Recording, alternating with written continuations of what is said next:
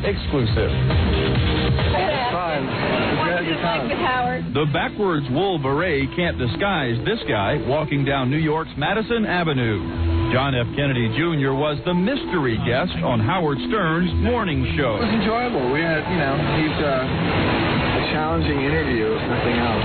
Well, they say politics make strange bedfellows. Howard usually blasts the Kennedys on his popular radio program. Now he's on the cover of the latest George, dressed in lace as a young George Washington with a chainsaw. It is an issue Kennedy says will be a huge seller. He's an enormously popular media figure, and he fits well on our cover, so I think we'll do well. Inside this Midtown Manhattan building where the show originates, Howard wasted no time asking about the big fight with live-in girlfriend Carolyn Bessette and the pictures printed in last week's National Enquirer. Go ahead, Ron. All the dumb things that you can argue about. It was some silly argument. Really? But then you read about it, and it turns into something much bigger. John's one of the biggest heartthrobs for millions of women. But did you know he's the object of desire to some men as well? John, gay guys ever come on to you? I think, a couple of times. Really? But to most men on the rainy streets of New York, Howard and John were just simply huge hits. Together, they'll make a really powerful duo, I thought it was good. I thought it was nice to have a human side to things instead of seeing what the media wants to portray about him all the time. John Jr. also told Howard that he has no plans to enter the political arena. He says he's having just too much fun running his magazine, George.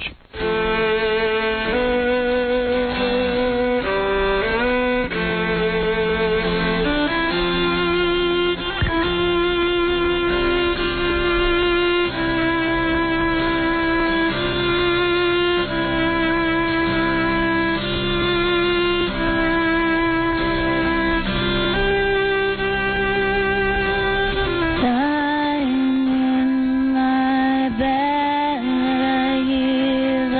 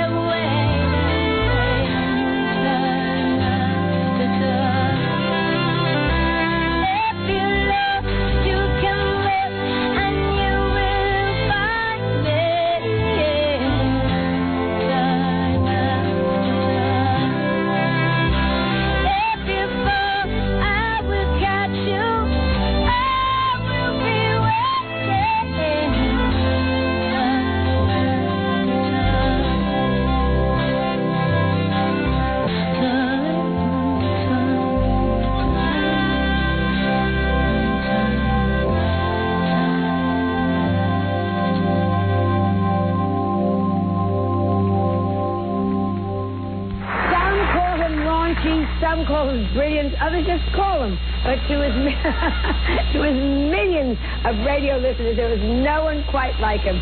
Now the most controversial man on radio is finally getting his own TV show on WWOR-TV this summer, and I hope he does just incredibly well, because I adore him. Will you please welcome the outrageous, the unpredictable, the very funny, I'll be the judge of that, Howard Stern. All right, honey, thank you. Thank you, my love. Good morning, love. Dude. Hey. Good morning, man. And what day is it? Monday. Monday? Oh, I was hoping it was Friday. I thought maybe the week was over.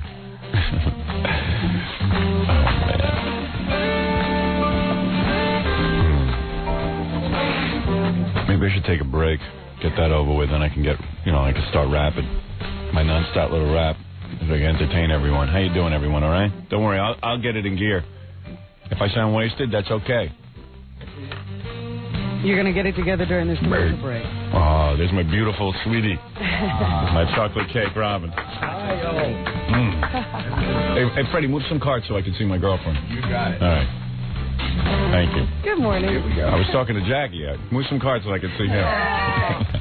Good morning, Robin. Good morning. You look beautiful today as usual. Why, thank you. There's a little red thing in your hair. What's going on over there? I'm not finished my makeup. Oh, It's okay. just to hold the hair back. So maybe we had something new going on. Had to look you over, honey. All right, let me take a break, Robin. When we come back, we'll get everything going. I'll tell you everything that's going on. I'll tell you about my weekend. And I saw you all weekend. oh, that's right.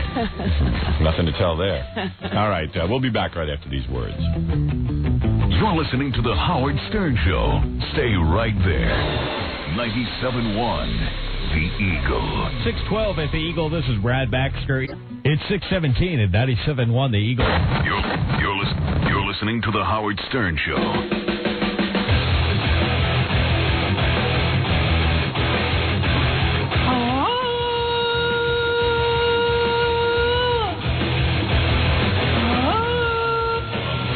That messed me up. Wait.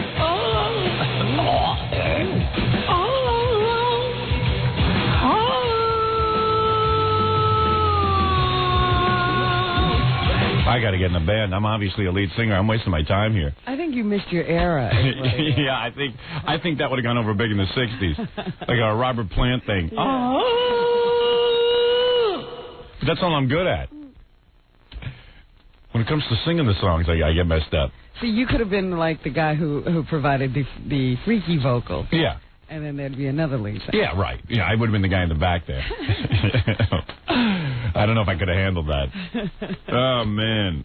Hey, Gary just told me you saw Train Spotting this weekend, the movie. Yes, I've seen that. He said it was real good. Is it good? It's okay. It's not great. It's not one of those movies that'll make a lot of money. No. No. Definitely not. It's about these heroin addict dudes. Yeah. Who, some people say it glamorizes heroin use because it shows you how good it is. It's like, it's such a high. Yeah, it shows you what links you'll go to get it. Yeah, because guys who do heroin say, you know how great an orgasm is? Well, multiply that by 10,000. Right. And that's the feeling of shooting up. And, I hear that and I get, You start to think, yeah, well, I go, I don't know. I mean, that sounds pretty damn tempting. Because orgasms are pretty intense. Yeah, but you got to take that needle. God knows I need them. Yeah, needle schmeedle. You freaked out by needles? Yeah. Are you? Oh, that doesn't bother you? No, needles never bothered me. Oh. It's not an issue for me. I've never administered a needle to myself, though. Well, see, tying off your arm and, doing that whole thing, that's very freaky. I see. That's not even just jabbing yourself. Hey, that's like a real drug addict. Yeah. Stupider things to get to an orgasm. Yeah, though, that's right. I put a green garbage bag over my head and tied my feet to my hands. And hung yourself in the closet. Yeah, so you tell me. What's worse? A little autoerotic asphyxiation never hurt anyone. Oh, a few people. Yeah, some people go too far. Yeah, I cut my thumb. I don't know on what. When you're too busy, you start cutting yourself all over the place. You don't know how you do it. Yeah, having those accidents, and then you find the bruises, and you don't know how you got them. Yeah, I got bruises all over my body. I've been way too busy, but the movie's winding down. I think it's, this is weird. Like about 3 or 4 weeks ago, the director of the movie, Betty Thomas, was in my trailer and saying, we're going to be done by August 27th. And I counted up all the scenes and everything we had to do. Uh-huh. And I said, this woman don't know what she's talking about. We're not going to be done by August 27th. So I said, I'll bet you $1,000. We won't. Right. Yeah. So she said, I'm telling you, we're going to be done by August 27th. You're on. With that, she comes back the next day. They hand me an abbreviated schedule. They cut out half the scenes. So are you saying the bet's off? Like no, wait a second. I'm asking your opinion. And I was going to, and plus that included we had to go shoot in Washington D.C. Right, there was a whole, there was a whole itinerary that I was banking on to drag this thing out. Yeah. I mean, it's for my 1,000. So the next day she comes back and cuts all those scenes. Do you think she knew that the schedule was about to be revised before you started this whole? Of course she did. Bet thing. Because she's on the phone to Ivan Reitman all the time, and they make these decisions. So of course they couldn't make it in 2 hours. But was the language at the with our current shooting schedule, we will have to be finished in September, and she said, no, we'll be finished on the 27th. Yeah, that's how it went. She said, no, we'll be done August 27th, and it looked like we were going to go much, it looked totally unrealistic. We had Washington, D.C., which would have taken a whole bunch of time. We had various scenes that would have taken a lot of time. And then what she did is she doubled everything up. She sent out a second unit team. Right. Whatever that is. And they go around and shoot stuff, so they cut half her work down. So, in other words, twice as much work will be done every day. You know what I'm saying? Yeah. Yeah. So I said to her, the bet's off. You cheated. And what did she say? Oh, no. I want the $1,000. Oh.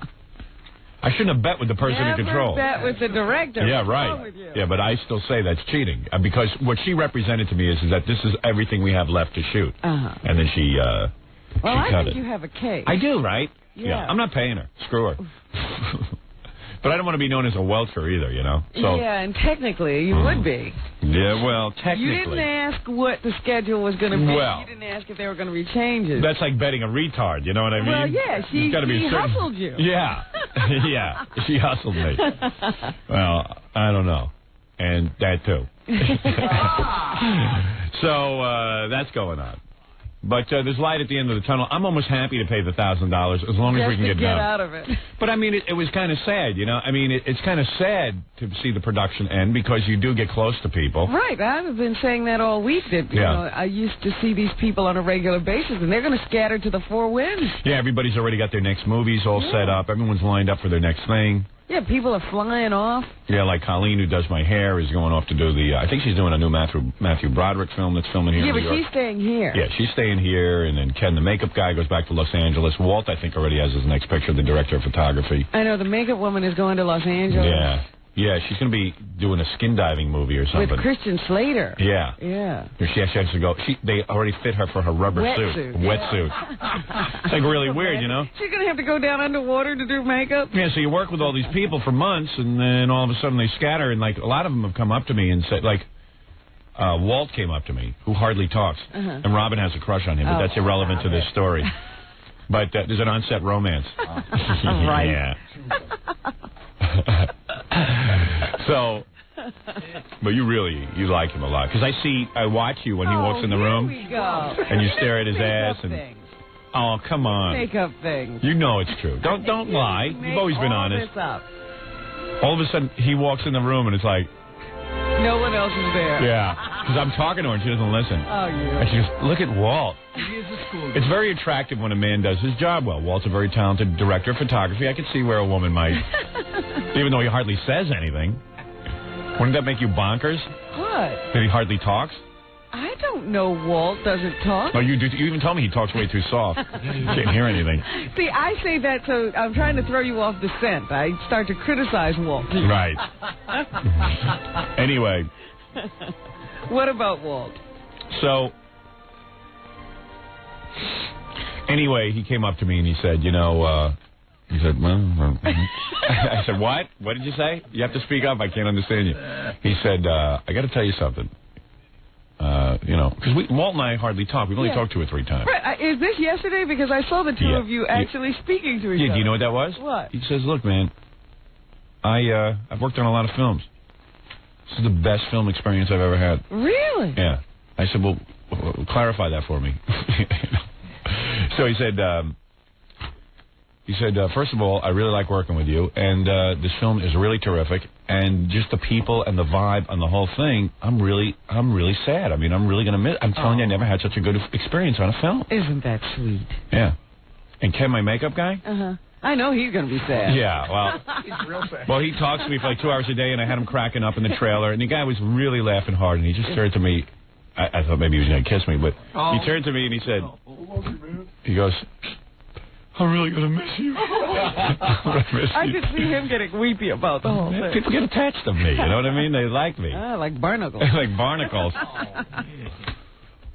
Like Barnacle Bill the Sailor. So, even your assistant said to me that she's the only one, she says, who's not happy to see everything ending. No, there's other people, too. Well, I mean, other people have other jobs to go to. Yeah, right. He's really upset. So, anyway. But I feel the same way. I told Walt and I told Ken, I'm really going to miss these guys. Yeah. You know? It was weird. You were hugging? I didn't hug Walt, but I might.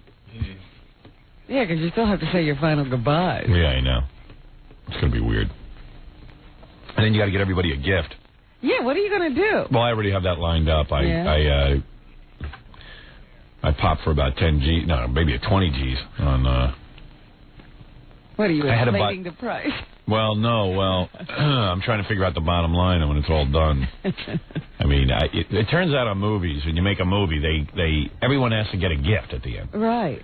And that's incumbent upon me to make sure I get this gift. So, man, it's goddamn expensive. I tell you. Because, you know, everyone... Well, everyone started, you know, like sort of midway through talking about all the gifts they'd gotten on other productions. Yeah, I know. So they let you know. Ready. Yeah. No wonder Ivan stays in California. He doesn't give anybody a gift. Really? Yeah. And then the director doesn't have to give a gift? I don't know. I don't know who else gets gifts. I know Mary, who plays my wife, was getting some people gifts. Yeah. But she hasn't gotten them for them yet. But she can get away with giving, you know, gifts like, you know, like here's like a, you know. Bookmark. Yeah, a bookmark. You know what I mean? A commemorative bookmark? Yeah, a pen or something, because she's poor. You know what I mean? Yeah, here. Here's a paperweight. Yeah. You know, and everyone goes, paperweight, that would be nice. Yeah, you know, she can give stuff like that. But you know, me, I got to give out. You know, here's your car, and you know. Oh, you say Mary could give one of those things that you shake it in the snow? Yeah. No one would care. She doesn't have to put any thought into her gift. I know. I have to put thought into mine. You know, the other thing that happens, a lot of the guys tell you people they really enjoyed working with. Yeah. So then you have to, like, try to figure out where's my place on the list. Right. I want to be at the top. So yeah. what can I do? There's a whole thing going on. And then, like, I'm getting everyone in the crew a gift, and then I got to get, like, some people above and beyond that. They get special gifts besides the other gift? Yeah. And then it's like, you know, well, why don't I just buy you a house? I mean, Christ. Why don't you come live with me? Yeah. I should just get everybody like a Jerry Garcia tie, you know, and really piss everyone right. off. Yeah, here's your gift. Have them throwing them at you. Here, F you. You know, maybe bricks of gold bullion will satisfy everybody. You made it with the Teamsters. Oh, Teamsters love me. Did you hear what they did? What, to my trailer? No. Oh, what? They were so in love with what you did, they brought in a whole box full of cassette tapes. And they were taping the show that Jimmy Hoffa called in on. Yeah. And handing it out to all the Teamsters. Yeah. They love, well, listen to this. They love me so much now, because I went out and met Hoffa, that they went in my trailer and put in like 60 billion BTUs of air conditioning in my trailer. Like, just, my air conditioning was fine. Yeah. They put in even more air conditioning. Now it's a freezer. I feel like a piece of like meat. You know, in that scene from Rocky when he's pounding on the meat, that's me. And then they put in a brand new stereo system. Wow. I said, guys, the last day. Yeah, I said, guys, the movie's over. It was not necessary. Like a month or two ago, I could have used that. Yeah, but they said a month or two ago you didn't have Hoffa. And then they came up to me and they said, were we really embarrassing when we were raving about Jimmy Hoffa? Were we like girls? Yeah, they were. I said, yeah, you guys embarrassed yourselves. Yeah. All right, let's go to the phone. Some people want to get through. Hi, you're on the air. This is George. Yes, George, what can I do for you? All right, Howard, what's up? This is George. Yeah, I just said this is George 57 times, so you wouldn't say this is George, and then you goddamn well said you were George. Yeah. Let's get to the point. I heard Betty Thomas is going to be your director. No, Betty Thomas was my director. We've already shot the movie. What? So who's your director now? Betty Thomas. There you I'm go. saying, you said you heard Betty Thomas was going to be my director. She is my director. She's already directed the movie. I only got a week left to shoot Well, let me put it this way. You said this is going to be an Academy Award type movie. That's right. And, come on, Betty Thomas, the person who made the Brady Bunch movie. Well, listen. Everybody starts somewhere. Douchebag. Douchebag says what? Douchebag says what? This is not an Academy Award director. No, let me tell you something. She's not an Academy. She just picked up 7 Emmy nominations for Late Shift. Did you watch that movie? I love it. That movie? I love it. Come on. Are you That insane? was the corniest movie I've seen. Hey, listen to me. Listen to me. Yeah, what? Who are you, by the way? Are you George Lucas? No. Oh, okay. Well, in that case, let's... You're Slappy, You're Slappy Sheckman. You'll be hearing about me. I'll be hearing about you? What, are you going to be a director? Kill somebody. Yeah. You'll be hearing about me. Yeah, there's going to be another bomb at the Olympics in 4 years. Come on. Yeah. Listen to me. Let me bring this out. What about you being king of all media? Come on, somebody calls himself that. He's not, you know. Especially, you ever heard Bill Gates? Yeah, I know who Bill Gates is. Yeah, well, everybody's saying he's the king of all media. No, listen, I'm telling you, the reason I am called the king of all media... Bill Gates couldn't even think of that name. Bill Gates, first of all, listen, it doesn't matter about worth. He's not the king of all media. He's not a media figure. He made millions of dollars off an idea he didn't even invent. He took a IBM developed... Tell me that's not brilliant. It's brilliant, but it's not... I'm not going to argue with you who the king of all media... Has he ever created a hit television show? Has he ever created a hit radio show? Has he ever created a hit book? What's bigger than the Internet? I mean, he's going to own that. He doesn't own the Internet, you creep. You don't even know what the Internet is. Nobody owns the Internet, you moron. United States government developed the Internet. You stupid ass. Yeah. And as far as Betty Thomas goes... Yeah, what? What about Betty Thomas? The first movie she ever made was the Brady Bunch movie, which made, if you're going to go by money, which grossed about $80 million. For that movie? For the first movie she ever made. And secondly, but secondly, that's not her kind of movie. She had to make that movie just to get into being a film director. Sometimes you got to take what you get and turn. He wouldn't know that because he's never accomplished anything. Right. She turned mud into gold, you jackass. That's what you got to admire. You stupid ass. We'll see about that movie. And it doesn't matter who directs me. My acting is so strong, Zippy could have directed me. You could have directed me. You could have directed me. I'd still get an Academy Award, you scumbag. You rat fink. George. Yeah.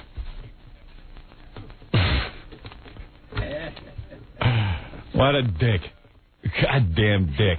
On a Monday morning. Yeah, I need that. Hey, you're on the air. You scumbag. Hey, what is this? What, did I just drop into a wind tunnel? Boy, these phones are great. Hello? That's the phone? Oh, my God. Hello? We're doing a show from Guam today. I think we're underwater. Hello? Mark? Let me see what's going on here.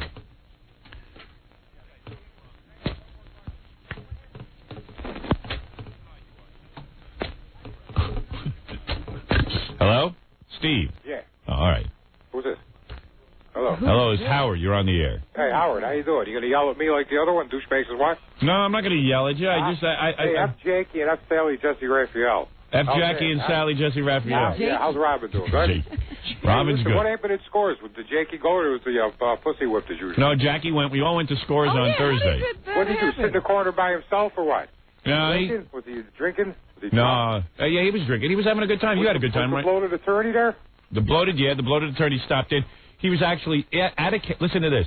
Dominic was at a case. Yeah. He had a case? The trial was going on. They took a break for 10 minutes. Yeah. Dominic was right over to Scores for the break. He rolled over there, huh? Yeah, it was in the city, and then he quickly raced back to the courtroom. Hey, you know Ralph Powers? He got back just in time to get the guy convicted. You know Ralph Powers? I mean, his client got convicted. Oh, was it Ralph Powers? Oh, you're making me cuckoo. Who? You jackass. Oh, hey, listen, you. How come people call me and then they don't care what I say? Wait, All right, scumbag. You are a scumbag. I'm going to hang up on you. Hey, I know where you are. I don't care. Listen, I'm glad you know where I am. Goodbye. What an obnoxious little prick. Tell me about Scores. I completely forgot that you went. You can't call me up and go, what about Scores? What about this? What about that? And then just keep talking. What about Jackie and Robin? You're just a little annoying jackass. Like a bee. A little bee. Scumbag. So what happened today? All right, let me take a break. I'll tell you about scores. Yeah, I don't even know what the guest list was. I don't either. It was so dark in there. I'm not sure who it is. He's only been there 5 minutes. Yeah, he was there 5 minutes. I saw him, and then he wasn't there. And you know what? There's something wrong with him. He doesn't get a dance. He doesn't do anything. What does he come to do? He comes to, like, observe me, you know? And then I say, Dominic, can you leave? Because I don't need a guy watching my activities over here in the corner. I like to huddle myself off into a corner and commune with scores. You know what I mean? He stares at me. He just wants to be near you. He doesn't want to participate. He wants to be in my life. He wants to do a lap dance for you, I Yeah. He wants to be in the gang. He really wants to do an aggressive lap I dance. think he would like to grind you with his knee. And then make me orgasm. But Jackie's wrong. Jackie said he wants to be in the gang. He doesn't want to be in the gang. He wants to be next to you. Yeah, it has nothing to do with the gang. If the gang doesn't include Howard, he doesn't want it. Well, yeah, if the gang includes me, he's there. If I leave, he leaves. If I walk, he walks. He got there really late too. Well, he was in court. And he was. He was in the middle of a case. He called for a recess and came over to scores. Your Honor, something has come to my attention. I have to go recess. Normally, I would never leave in the middle of a case. I'm going to the law library. I will see you. The law library. That's good. Thinking of perfume. Yeah, right. All smelly from girls' perfume. Smell. I always have that score smell when I come home. Thursday was particularly bad. Was your wife home when you got home? She was home, but you know what I do? It's so hot now. As soon as I get home, I change into shorts and another T-shirt. Yeah. I ran right upstairs. That's what I do. I bury my clothes in the bottom of the hamper. Yeah, me too. I run home. I have this whole scores move. Because they stink like a scores girl, you know what I mean? They got perfume. You know, it's like a hula house. It's a mixture of perfume, because they don't all wear the same perfume. I walk in the house. Sometimes, I walk in and nobody even notices I'm there. But I scurry upstairs, get rid of all my clothes, and just, jump in the shower. Yeah. Hell yeah. Wire brush. Yeah, not kidding. You see, if I went right to the shower, my wife would know something's up. Yeah, every guy has a different situation. Like Ronnie's wife goes to work every day, so he goes home and he's got the house to himself. Yeah, he has lots of time to shower. He can even stand around in his stinky scores clothes for like an hour. Continue to smell himself. Yeah, right. Isn't it great being a 2-year-old? And then I get these comments like, she'll say, "What'd you do today?" I said, "Oh, we had a scores party." She's like, "Oh, while you were at scores with strippers, I painted the door and took Jackson to the doctor." Like, it was so much more important than mine. Yeah, right. Yeah, she painted the door. Hey, so you have no life. What do you want from me? I painted the door. Holding the baby. Is that supposed to make you feel bad? I was like, hey, Yeah, hey, too bad. I don't think that was the right argument. I've convinced my wife that I need scores.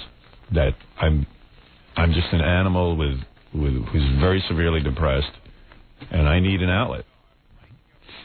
And this is my outlet. And she, of course, looks at me like I'm a jackass. I was going to say, you didn't convince her of anything. No, I try to. Did you see Tom Arnold at all? Yeah. He was there? I talked to him twice. Yeah, Tom Arnold was there. Okay. All I know didn't is... bring anybody. No. They brought a friend. Well, didn't that guy show up at the end? No, that guy was with him right from the beginning. Oh, he was? But it was a guy from Iowa. Yeah, well, you know what? That's the last party he goes to then. We told him bring no friends. Because you don't understand, that depletes our funny money. Well, yeah, Tom Arnold... Who's that friend? Well, who knows? Yeah, reporter from the Globe. Tom Arnold showed up. Tom Arnold showed up. And the first thing he does is he sits his ass right down on the couch and lights up a big fat cigar. And hands him out. So now the whole place reeks from cigars on top of everything else. And you're not the kind of real man who smokes cigars. No. I smoke, but not cigars. So anyway, Stamos did that too. Yeah, Stamos lit up a cigar. And they don't realize, you know what a cigar is? A cigar was invented to turn women off. That's as good as being gay. No, you know what a cigar is?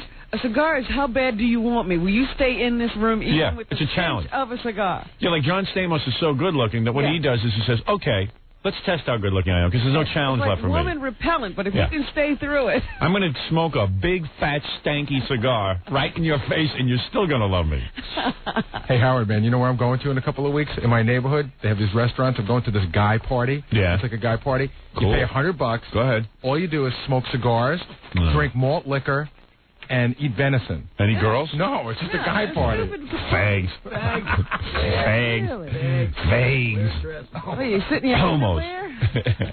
English. Yeah, why do you guys do a circle? One chance. Yeah. Sure will be. What is the deal? You know what it is? It's a big, long, thick what is that? Was that the oblong Phallic symbol. object? Phallic symbol. So instead of all sitting around pulling each other's pants down, you guys will all be putting big fat cigars in your mouth and sucking on them. Blowing smoke in each other's face. Yeah. All right, I'm out. A guy party. Do you see those guys before they light their cigars with the whole Yeah, licking and sucking. And then you chew the end off. Yeah, I don't know. You know, I got cigar smoking out of the way early in life because my dad was a cigar smoker, and I used to just copple a cigar. So I was smoking You cigars. smoke those big ugly ones? Yeah, I was about 7. Can you imagine a 7-year-old down in his basement smoking big fat cigars? Yeah. I used to light up every day after school because I had to calm down, and there was no outlet for calming down. 7? You How had to to calm have down? a little cigar? I got my whole thing figured out. Where in life I got all screwed up. At 7. My mother, this all came to me yesterday. I was laying out in the sun in a coma. After we got done shooting, I Yeah. just went down and I had a long talk with myself. You know what I mean? I sat outside and like a revelation came to me. Like it was like God had hit Clarity. me. Clarity came to me. What'd you discover? I discovered that my mother was so overbearing. I mean, so controlling. So involved in every activity. And so overpowering and domineering that I don't know, that's as far as I got. What? Then you went to sleep? Yeah, I fell asleep. I nodded off. I was so tired. But do you understand what I'm saying? Well, it really doesn't make that much sense, Howard. It's sort of like out of the blue. Oh. And here I thought it was a revelation. All I know is Howdy Doody had more freedom than me, and he was a puppet on a string. I'm telling you. And because he was so dominating and so that I had to feel in control of something, and I became an obsessive compulsive. This was my way Oh, so of you're control. tying that now back to her. That's correct. And even all my drug addiction and everything else that I got into, all the smoking, It's all the her fault. it's all her. It ties back to her, not my dad calling me a moron. Really? Yep. That you could have survived. Because my mother was my mother. It wasn't a healthy relationship. It was almost the way a husband and a wife sometimes get. It was almost like she put all of her energies into me. Well, I often see that women try to make their sons the men that Right. they would have married. Yes. And look what happened. Oh. The experiment went awry. Oh, boy, was that a mess. Have you ever discussed? She might as well have rolled the joints herself because She could have just tied you off and shot you up herself. Yeah. What brought me to this? Thank you, Bob. What brought me to this revelation was I was reading a book about Elvis Presley, an excerpt from a book about Elvis Presley, new book coming out. And the guy, it's a fascinating book because they said, "Who wants?" Did you relate to his relationship with his mother? Yes. I said, "Who would write another book about Elvis Presley?" Right? What I said, more do we need to know? Yeah. What do we need to know? We know his bowel habits. We know everything. But what was fascinating in the book was analyzing Elvis's psychological drama. The reason Elvis was such a pervert and such a sicko and such a miserable man was that his mother was so dominating, so domineering, so forceful in his life to the point that they even slept together. What do you mean slept together? They had almost a sexual relationship. It was almost like, he would cuddle her like a lover. How old was he? Since he was a little boy. Ooh. And as he got older, he would even sleep in the same bed with his mother many times. And what happened is that he ended up married. Even when he married, when he got his wife pregnant, which he only had sex with her like once or twice, he got her pregnant. And once she became pregnant, he could never touch her again. He had to divorce her. Because what he had done Are you sure they only had sex a couple of times? According to the book, yes. And what happened was, when she was fouled, 15. She became like his mother. And his mother was so saintly. In fact, it goes even heavier than that. So Elvis, there was no sexual relationship with his mother. I don't know. They implied... If he couldn't touch Priscilla. Right. Yeah, it was something like he wanted it, but it was unrequited love or whatever that's called.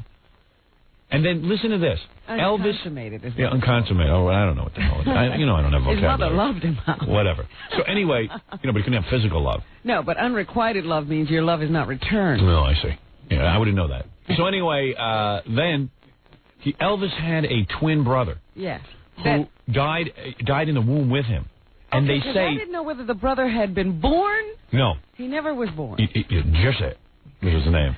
And what happened is, they have found in studies that any child who goes through this, who is in the womb with a dead brother or sister, is tremendously screwed up. They either become anorexic or bulimic, if like women, or they become, they have all kinds of disorders, obsessions. Elvis was an obsessive compulsive. He would have to do rituals and all kinds of things with his fingers and hands.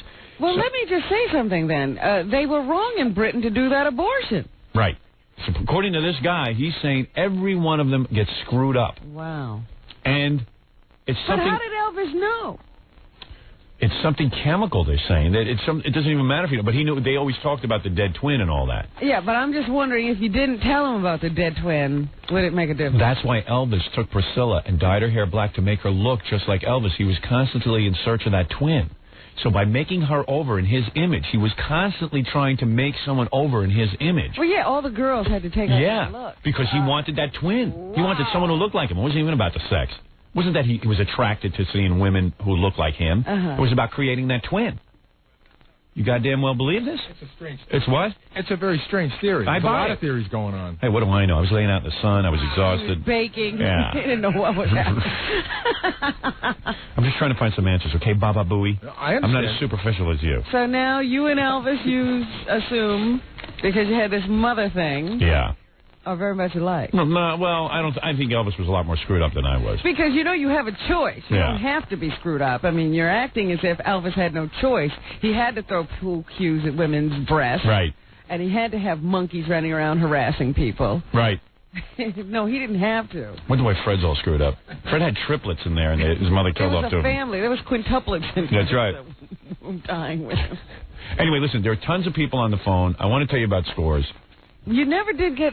Oh, I suppose I see what you're saying about your mother. Yeah, I don't know. You know what I'm saying. You're queen of psychology. You know. It's got to be my mom. It's not your dad. But if you read a book now about Vernon... No, it was my mom. My mom screwed me up. She didn't mean to.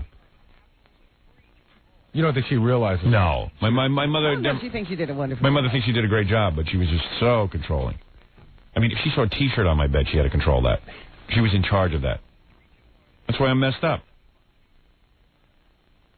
I hear her voice in my head all the time, and I can't drown it out. That I don't doubt for a minute. Now you are... What are you going to do with this information now that you have it? Nothing. I'm going to sit here with it. You're going to stay messed up. I tried, like, taking an ice pick to my head and getting the voice out, and I can't. It just won't go. Oh.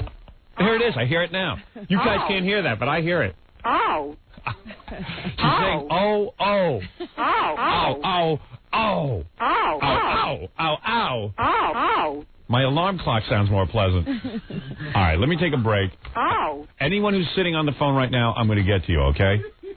I just got to take a break. We'll be back right after this. We'll return to the Howard Stern Show after these messages. 97.1 The Eagle. 647 at the Eagle. This is Brad Baxter. It's 652 at 97.1 The Eagle. Call Howard on the Eagle's toll-free line, 1-800-54-STERN. We're back with the Howard Stern Show. Here's Howard. All right.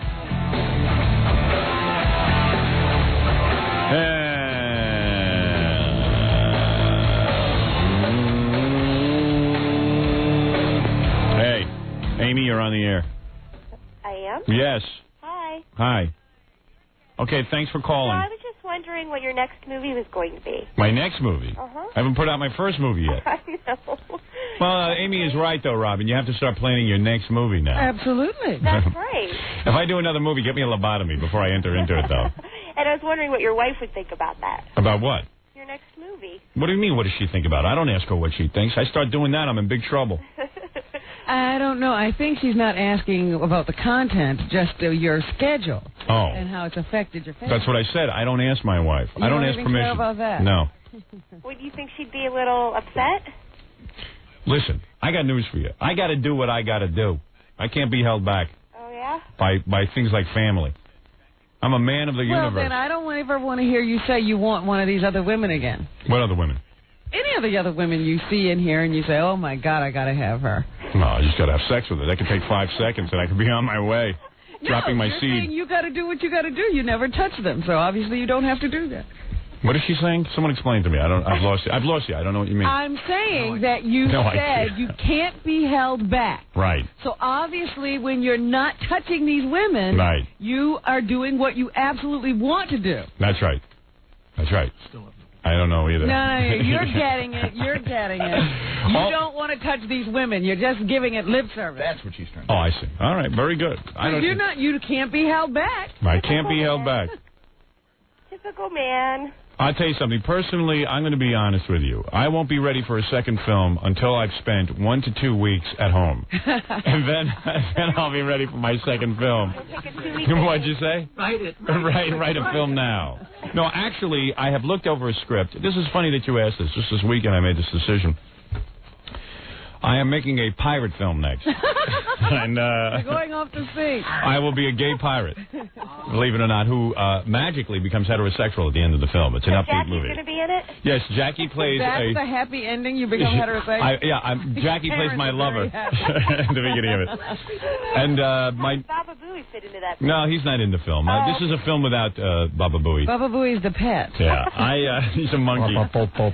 I play a character called Captain Dick. It's a $20,000 budget. We're going to shoot it in a day. It's the complete opposite of my new film. Oh, boy. Right.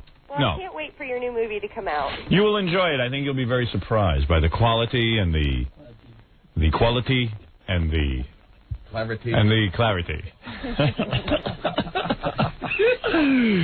Yeah. So it's coming out in January? No. Probably end of February or, what do we say, beginning of March, end of February, somewhere in there. It's February. That's February, what I've heard. February. I saw you on MTV. You did? This weekend. Was I on? Did you see it? No. What did you do? Had MTV News. I've been in a trailer all weekend. Well, you have TV in there, don't you? What did I do on MTV They News? had a little snip of, like a little preview. AC/DC was on there. Yeah. Oh, okay, cool. Oh, all right, I didn't know that. Your wig, and Robin, I saw Robin. Right. Up on stage. Yeah. So. Well, I there didn't you know go. that was happening. Yeah, I was surprised. Yeah, well, they were there shooting that day. I remember that now. Yeah. But I didn't know it was going to be on MTV News. I would have tuned in. Yeah, I did a whole thing from on what day was it? I don't even remember the day. Maybe it was like Saturday. The guy from Entertainment Tonight was there, Bob Goen. Yeah, we all got... oh, you got in there? Yeah, they interviewed Fred. Really? Which is very frightening. Disaster. And, and yeah. they interviewed me, too. And then I just, they did the whole show from the set of our of our movie. Really? Yeah. I didn't know that was happening either. That's happening in September. Oh, I wish I would have taped it. No, it hasn't been on yet. No, I mean the MTV thing. Oh, the MTV thing. Yeah, it came on so fast, I was very surprised. Yeah, well, I talked to the guy, Chris Connolly from MTV. He's their movie dude. And I was rapping to him. Yeah. Yeah, yesterday they had some Rolling Stone guy there, too. Yeah, there's a lot of press that came down. Press. Yeah, well, people are excited about it because it's going to be a different movie. It's not the same crap you've been seeing, you know? And Entertainment Weekly was there this weekend, too. Yeah, I talked to that guy. And that guy from Entertainment Weekly was really great. I mean, we had a great conversation. I know they'll screw me. Entertainment Weekly You know what? I really enjoyed talking to him, and then I said, wait a minute. This is that critic guy. Yeah, I mean, I had this... yeah, I know. Is that the guy who like, badmouths me? he reviewed the book. Is that the guy who... That's the guy? Yeah. What a little stinker. I mean, I had like a real... I said, boy, this guy's pretty intelligent. He's asking really good questions, and I'm actually trying to be thoughtful here. I mean, the best of my ability. You were trying to engage him. And he'll probably just say I'm a scumbag, I mean, I don't dig that, Don't come in there and... You don't get enough credit, Howard. Well, hey, you know what? Screw it. He gives himself enough. I give myself, yeah. What others don't give me, I give to myself. I would just like somebody else to give me some credit once in a while. By the way, what's your cup size? I'm a C. Nice. C is really great. A full C? How did I know that this conversation would take this turn? Because you listen to the show. If you stay on long enough. What do you sound like a housewife? No, I'm not. I'm actually... You sound like a mom. I'm going to be late for work. Are you a mom? No. You sound like a mom. I do. Yeah. I'm 25. I'm single. Oh, really? Mm-hmm. And you got a C? Well, Full maybe C? you can see her future. She's going to be a mom. Right. Someday. You good at oral? No, I can't say anything like that. Why? No one knows who you are. Yeah, they do. They will. No, they don't. Oh, you think you're so Her recognizable? fans yeah. So All her fans. All my fans. Are you good at oral? A lot of girls who think they're good at oral, they'll tell you, I'm really good at oral, and then they do it. How would you know? Because no guy, while you're doing it, he wants you to continue, is going to tell you you're bad. A lot of guys think, a lot of women think they're good because they go, I'm really good at oral. They give you the whole build-up. I'm really good. I'm really good. And then they don't know what they're doing. And then they do it, and they're not that good at it. Because guys in the middle of it say, no, you're really good. Do it some more. Yeah. Yeah, right. They encourage them. Because even a bad one to them is exciting. No matter how bad a girl is in your mind, you're like, well, if she was a little worse, I'd tell her to stop. Yeah, right. I'm just always amazed how women always think they're good at that. I'm really good. If you, and then they go, and then it's like, okay, stop. No, so when's your next movie going to be? Like, I would know how to do a guy really good. Well, why don't you do Let me show you how to do it. Hey, give me a dildo, Gary. I'll show you. I can show you what a woman should do. You want to learn what a woman should do? No, I don't want to know. Because I know what I like. And hey, boys, you tell me if I'm not right. Here, where's a pencil? Why don't you each do it? All right, here. See if you all would do No. the Let me show you. Well, I'll show you what I would do first. Oh, here, I got a pen. Get a big pen. You know what? I don't know where this pen's been. Is this your pen, Jackie? That's a new one. I don't want to get herpes from your pen. You're on your own. It's a new one he just handed you with his finger cut. Yeah. Ugh. Can I have a fresh new pen? Take a dildo from Baba Booey. Yeah, those dildos. Where are they? Here, wait. I'll roll up this piece of paper. I'll show you what women should do. You're going to put that in your mouth. I wish I could see this. No, you don't. Why don't you get a banana or something? Gary, would somebody respond to my request for a pen or a banana? Thank you. Thank you, Robin Rosinski. Now it's on the floor. Go peel it. She had to throw the banana on the floor. No, she had to throw it to you, and you Everybody can't knows I'm germ-phobic. All right, here it is. All right, this is what a woman should do. And Robin, believe me, don't be so full of yourself. Take notes. All right, most women think a guy likes this. Okay, watch me. Right? You think a guy likes that? Oh my goodness! When you just the whole thing. No. Guys don't like that. You like? I even like watching YouTube. No, here's what a woman should do. I would show you what I would do, but I won't. Let me show you what to do. It doesn't matter what you would do. I got one of these, so I know what to do. But I know what to do. First thing you do is you take your tongue and you go like this. See, I was going to tell you that. All right, that's number one. You do that. Then the next thing you do is, you see this part right here? You go like this. Right, all the way around. And then you do this. Soft kisses. Watch this. Hey, you want that? You want worship. What? Wait, watch. You want worship. Watch. That's what you want? Look at Jackie. He's getting dreamy. Forget the moaning. No, I don't need moaning. Look. That's what you want? I'm really shocked. You're crazy. All right, you get that, and then a little more of this. Jesus, I'm getting out of here. Well, show me what you do. It's not my job description. Yeah, and then maybe you at know the what? most. I think he's getting turned on. And then maybe, Jackie, you might be a homo. And maybe at most, then take this part with the whole mouth. Oh, thank you. No, get rid of this. I'm not putting that in my mouth. And then put the whole thing. What you doing? He just handed me a dildo the size of a donkey. Yeah, it looks like Johnny Holmes just walked. Yeah, I have a small mouth. And then maybe do this, okay? All right. Like this at the end, just to really make it work, right? Just like that. Just right over that part. No, what do you mean? And then to finish me off, do this. Watch. With your hand. Okay, you got to use your hand. Of course. All right? That's it. You act like there's so much to work with. There's enough. Jackie, you don't like this? Look. It could be in the mix. All right. That's all I want. I wish I could have seen that. Now, have you ever had anybody do that to you? What? Like who? Like the people you get to do it? Well, the people I get to do it, there's only about 5 or 6 who do that to me on a regular basis. Besides Fred, you mean? Right. Fred, what did you think of what I said? I thought that was... I wasn't crazy about the kissing Yeah, part. that was... Oh, you don't know. Come here. Pull your pants down. I want to show you something. Preamble. Pull your pants Do down. you do anything with the danglers, or No, kind of I don't want those He messed doesn't with. want those touched. No. Oh, geez, that's part of the thing, too. Well, you're a little stronger than I am. Usually I end up getting hurt when that happens. I'll be honest with you. If they're careless, it can happen. That usually ends up getting hurt in the mix. I get damaged. That kissing thing was, very bizarre. No, that's my thing. Very bizarre. I like kissing. I'm a kisser. I'm very turned on by that. You're very sexy, Howard. Of course. Sure he is. Women love it. I'm not looking for whatever it is you guys are talking about. You're very rough. Very rough. Oh, my. Well, we think of you guys as strong. We don't know that that's so delicate. Oh, it is. It's a delicate little flower. And you know what I do? Before I'm with a woman, I always tuck my dingleberries out of the way. Because that's very kind. that way she won't catch a whiff. Where are they, Howard? They're What's up that? front there. Yeah, well, they pluck them. What are you doing with them so Because the far woman's forward? like, what's that? Oh, excuse me, I forgot to tuck my dingleberries. I'll be back. What are those little white things? Oh, that's just toilet paper. Will not. No, I decorated for you. I hung Christmas balls. That's right. Yeah. Party. There's a party down there. That's right. It's a pinata. Oh, yeah. The broads love it. It's a pinata. Gives them something to do. Fight 'em. Yeah. Well, anyway. Well, I'm anyway. very clean down there. Oh, yeah? So you're a C, huh?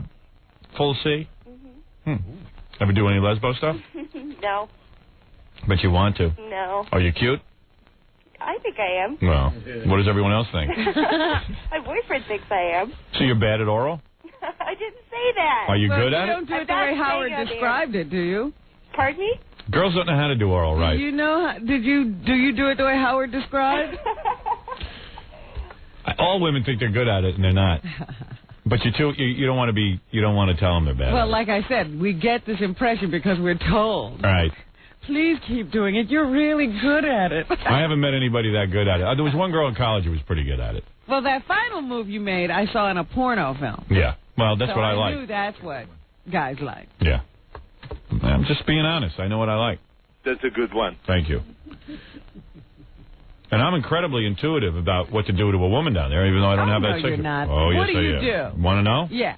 Oh, man. If I show you what I did, I'm good at it. And I'll tell you if you're good. Yeah. But you're just going to say I'm bad because that's how you are. Oh.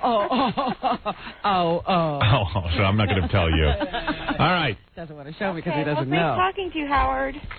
Nice talking to you. Good luck with your C cups. Thanks. You All have a right. good day. Protect those. Okay, I will. All right. And check for breast cancer. Okay, I do. Always check for lumps. Okay. Thank you. Bye-bye. I never did tell you about scores. I didn't finish telling you. No, I don't even know who went. All right. I'll take a How break. long it lasted. All right. I'll tell you everything. Robin and I were shooting, like right around the Rockefeller Center area yesterday. Yeah. We were shooting the movie out on the street. And, you know, it was like 6 o'clock. We had to get on set at 5 o'clock in the morning. Yeah. So I'm out there at like 5:30 in the morning, and Danny Goldberg, the executive producer, comes up to me and he says, hey, I got to tell you, he says, you know, I thought today we'd have some problem with crowds and people bothering you. He goes, I got to tell you, this is very relaxing out here. I'm very shocked. I go, Danny, it's Sunday morning. It's 5:30 in the morning. Yeah, I mean, my fans they're not going to know that I'm here. Why would there be fans here? So then we're shooting. It's about 11 o'clock. All of a sudden, there's like 50 billion people on the street watching. People are lining the streets. He goes, this is what I expected with all these cameras. And I said, yeah, well, It's a more reasonable hour. I said, you know, come on. People are actually moving around now. The people are awake. I think this movie experience has gotten to him as well. Yeah, the sun was pretty high. He's no Ivan Reitman. I think he's definitely having a problem. He's a good guy, though. He's doing a good job. I asked him over the weekend what happens next, you know, like once all the film is in the can and, you know, what the process is. Yeah, Betty takes it back and she does a director's cut Yeah. for 7 weeks. And then after And 7 then weeks, they, everybody screws with it. Right. Then she shows it to somebody else, and then they Ivan Reitman. screw it up. Right. And they tear it apart. Yeah. Well, Ivan's a tough critic. You know, Ivan's the guy in charge. Oh, yeah. You know, and that's it. His name is going to be on it. Oh, yeah. Got to do something. Hmm. But I just wanted to know what that process was, you know, where it goes from here. Wonder what Ivan likes on his oral. Oh, you planning to do something for him? If he makes a good movie, I'll give it to him. All right, listen, let's take a break. I've done my job. I did the acting. All right, let's take a break. Maybe you're so good he'll want to know your recipe. Right. He wants to do something for you. Let's take a break, Robin. And then when we're done, We'll take another break. we'll take another break. We'll be back right after this. You're listening to The Howard Stern Show. 97.1 The Eagle. 7:09 at The Eagle. This is Brad Baxter. It's 7:13 at 97.1 The Eagle. listening to The Howard Stern Show. Once again, Howard Stern. Yeah, good morning, everybody. Let me just pop through the rest of these phone calls, and then I even have, I've got something good. What? I have something I'm not supposed to play on the air, so I'm going to play it. You're not going to tell me about scores. I am going to tell it to you. Something must have happened over there. No, well, yeah. Sure. That's why I go there. I love that place. That place is my mecca. Men leave there, and they're never the same. Hi, this is Ronnie. How you doing? Hey, how's it going? All right, let me buzz through a bunch of phone calls, and then we'll get to everything else. What can I do for you? I got something to do for you. I got that tape of the MTV interview that you didn't hear yet. Oh, this is what? Hey, is this Big Blackie? Yeah, this is Big Blackie. Hi, Blackie. How you doing? All right. Why don't you play the MTV piece since we didn't hear it? Okay. He must sit. Do you have a satellite dish? No. No, he just sits at home all day because he has no friends. He's watching every show that you're on. What do you do all weekend? Just sit in the house? Sit in the house playing on my computer. Because he's a black guy, there's no reason for him to go out in the sun and get a tan. That's number one. So, he doesn't have that pressure. That's eliminated right away. Yeah, he doesn't have that pressure of like, hey, it's summer, let's go out and get some color. I envy black people for that, because I'm always like, oh, it's summer, I should be sitting by the pool, I could look healthy. And it's like, No need for me to go out, huh? No, you've got your tan built in. He stays in to lose color. So you can just hang out. Do you exercise at all or do anything like sort of physical? Yeah, I got some weights. I work out with the weights every once in a while. You look like yeah, you got a breast bigger than Robin. No, I got more. And you still haven't gotten a girlfriend or anything, right? Nah, actually, it's worse than that. I'm just home alone. I'm not even working right now. You know what it is? What happened to your job? I had to vacate the premises. What? I mean, I had a little bit of a problem at the job, and I just had to leave. You lost your job? No, I didn't lose it, but I just had a problem staying there. I just couldn't stay there any longer. He didn't lose it. He knows where it is. What's the problem? It was just a personality conflict. You let people run you off your job. What were you doing that people didn't like you so much? Look at him. He's a weird kind of black guy. He's not cool. He's not a cool black guy, so blacks reject him, and he's so uncool, whites reject him because they're not afraid of him. So it's like he's got no affiliation. He has no niche. Yeah. That's right, no Howard, niche. I'm not one to talk because obviously I put on a few pounds, but did you see him at the movie shoot we did a couple of weeks ago? No. He put on a lot of weight. Oh, did he? He got really beefy. How much weight have you put on? Since when? Since in the last 8 months. The last 8 months. Oh, maybe 20 pounds. Yeah. Really? Maybe more. Yeah. He was beefy looking. He was like fat because he was always... His breast. He was always sort of thin, but not that thin anymore. So now you're even uglier than you were. I'm not ugly. You're not a great-looking guy, right, Robin? He's not a good-looking guy. Well, he's not ugly. All right. What is it? He's goofy. He's just sort of nerdy. Right. Urkel. Yeah. I'm not that nerdy. It just seems that way. It seems that way. Yeah, well, that's the problem.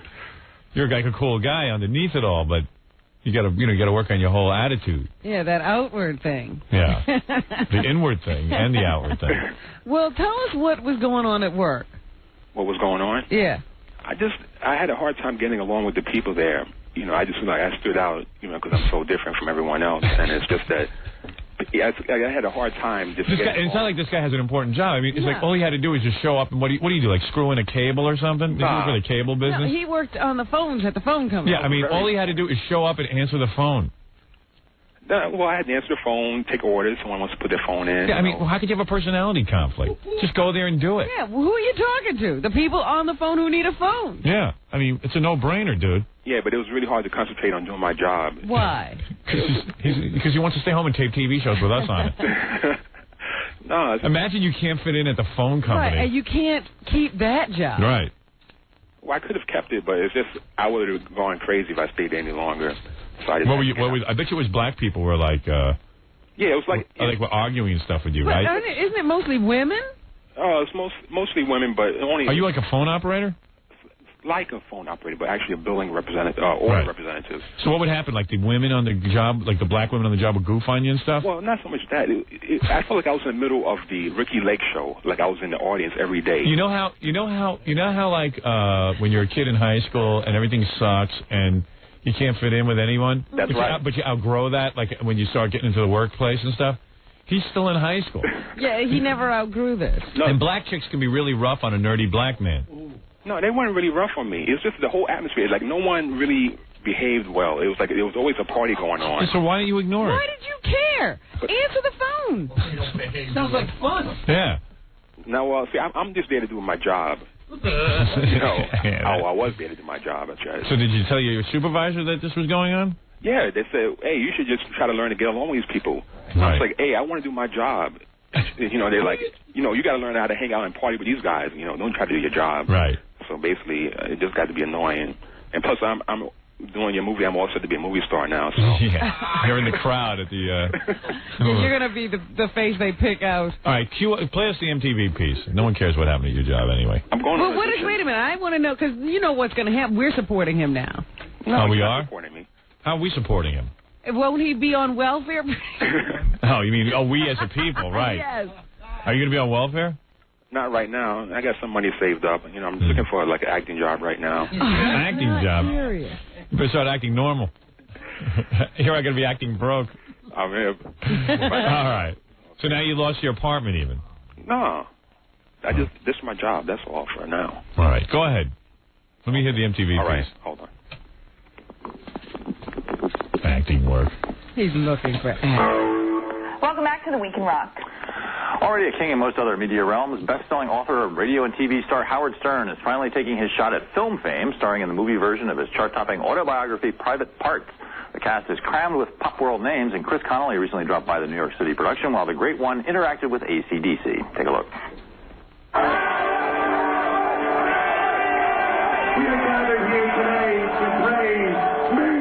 The cheerful egomania that is Howard Stern descended upon Bryant Park in New York this afternoon for a scene from Howard's first movie, Private Parts. The film version of his famed autobiography features Howard, his usual cast of radio friends, and as you can see behind me, in what must be the lowest volume setting of their 20-plus year career, AC/DC. So how did they get you involved in it? We basically told him it was really a strip show, I think. He said he'd have chicks here. Hundreds of them. Lying swine. With a host of celebrity cameos ratcheting up this biopic star power, Stern's radio sidekicks Robin Quivers and Jackie Martling weren't sure they'd get a chance to play themselves on the silver screen. Howard threatened forever that I wasn't going to be me, and then, it was going to be Mickey Rooney, it was going to be Chris Farley, it was going to be a gorilla, the whole thing, But I never found out. Just all of a sudden we all wound up doing it together. How hard did you have to fight for people like Jackie and Robin to be in the movie as opposed to being played by actors? Not at all. I would only have Jackie and Robin play Jackie and Robin. It wouldn't have been right if they had been anyone else. Howard's real-life wife, Allison Stern, declined her shot at big screen stardom.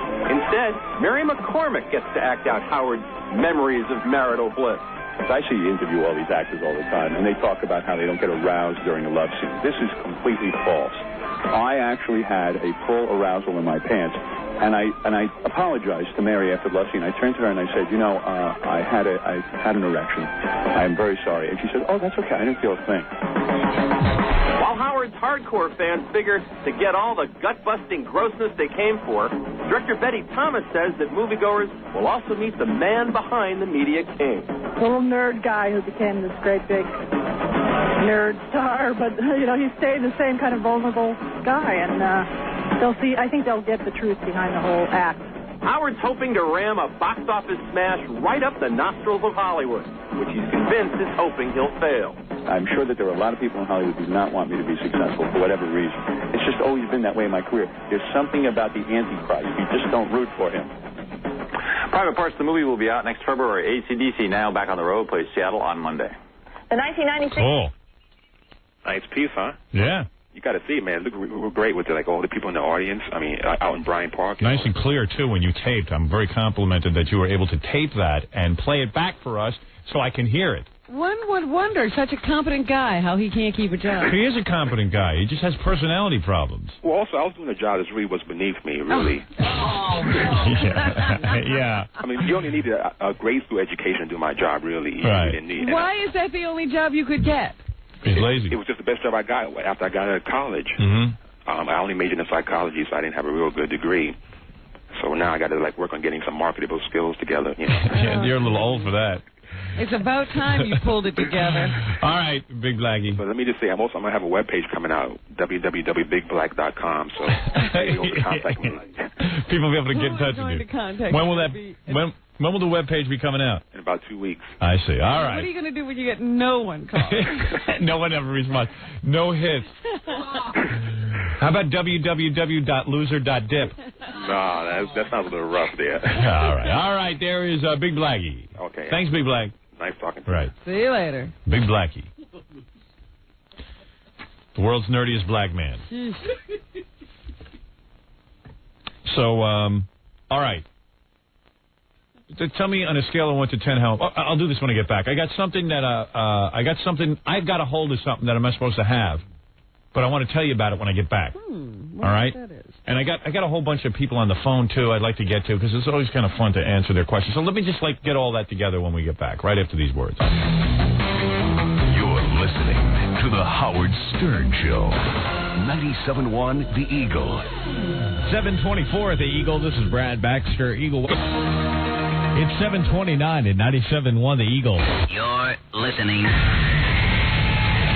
to The Howard Stern Show. For our last exercise, let's kick out the king. The Howard Stern Show. Okay, baby. All right. Jackie the Penthouse Mottling, 78 minutes of dirty jokes on his new CD. Or cassette. 78 minutes on. What? He got whole 78 minutes on. He sure did. I think that's as much as a CD can take, 78 minutes. Exactly right, Howard. On the hysterical Sergeant Pecker, Jackie not holding back any of his jokes. Only $12 plus $4 shipping and handling. August special, buy two, get one. Free, call 1-800-323-KING. For filthy jokes and more, Sergeant... Do you get every joke in full, or did he, run out of time and end one joke before the punchline? No, all the jokes are in full. For filthy jokes and more, visit get the Sergeant Pecker, visit the Joke Land on the web at JackieJokeman.com. Whatever. Just get involved with Jackie. Get involved in his life. That's what he wants more than anything, for you to care about him. All right. Good for you, Jackie. Jackie's self-esteem has grown over the years. I feel good for him. I think so. I think the show's been good for him. Feeling much more... less bitter. Let's put it that way. Yes. Okay. More love to give. So I got a hold of something here. Here is... I have the new Pearl Jam album. Yeah. Which is a big... I've always wanted to do this. Like, you ever hear other radio stations get a hold of an album before it's supposed to come out? And play it first, right? And then all the record companies scream and yell? Oh, I'm the guy this time. I guess because we have alternative music on the station, we got a hold. They're doing that for us. And it was like a secret. Somebody handed it to me and said, look, you're not supposed to have this, but, you have it. Now, did they say, go ahead and play it on the air? No, not... Well, yeah, kind of like with a wink, but... I don't know. You're still not supposed to do it. Yeah, after I play this, every other radio station in town will be mad. We'll have to jump on it as well. Yes. Or do they have it? This will set a whole chain reaction off. This is not supposed to be played till Thursday, and I have it now on Monday. So, this is a big deal, even though, most people... I'm sure, most people in my audience don't even care. They don't know Pearl Jam. Yeah, right. Unless those people who are into music. What's great is I don't even give a crap that I have it. I'm going to do this just because I want to piss people off. So all you got to do is play some of it, and I got the whole album. But look at it. It's all on tape and everything. It's impossible to just... it's for real. Yeah.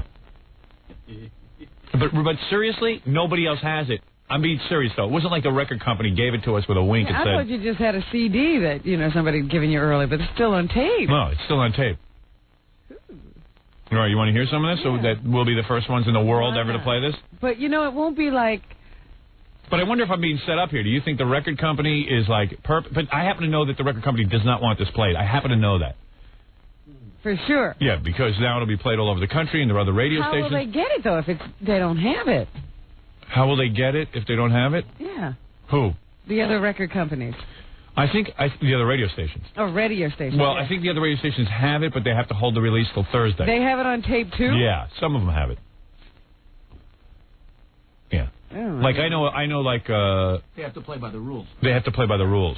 Or the record company won't give it to them. All right, so here's the new track called Sometimes. I've got every album track. I just want to get this out so I can... Is this a joke? No, swear to God. Is this your idea of what a Pearl Jam album would sound like? No, this is for real. This is for real, no joke. Because once we did that. Right, but Remember this is not... that 100 years ago? I'm not doing that. I'm doing the real thing now. that we released that Rolling Stones album early? Yeah, but I didn't do that this time. All right. I mean, this is the first time in my career I legitimately got a hold of something early that I'm not supposed to have. I kind of like that new Pearl Jam song, the one they're playing over and over again. Yeah. That the single. Yeah, that one that sounds kind of Middle Eastern or I mean Indian. But I don't want to do a whole. See, you're not supposed to hear this. This is a big deal that I'm playing this. Can you believe this? Well, as long as you talk over it, I don't think they'll mind. Right. But this is like I'm breaking a rule here. Like I'll get a cease and desist order and all kind of stuff. Want to hear another track? All right, I'll play the second track. I got to just fast forward on the tape. All right, I'll give you a little sampling of each track. Let's see what this is. They can't be too angry about that, can they? You're not playing whole songs. I mean, if I really wanted to piss them off, I'd play the whole songs. Play the whole album. Yeah, but if I do that, I'll have no audience left because my audience wants to hear me. I'm bigger to my audience than Pearl Jam. All right, this is called Hail, Hail. What am I doing? This was handed to me top secret. Gary gave it to me and said, I'm not telling you how I got it. All I'm telling you is it's wrong to play it. Oh. I mean, it's a whole big thing going on. This is wrong. This is all wrong. I'm telling you, this is going to have repercussions in the industry. I'm not kidding. See?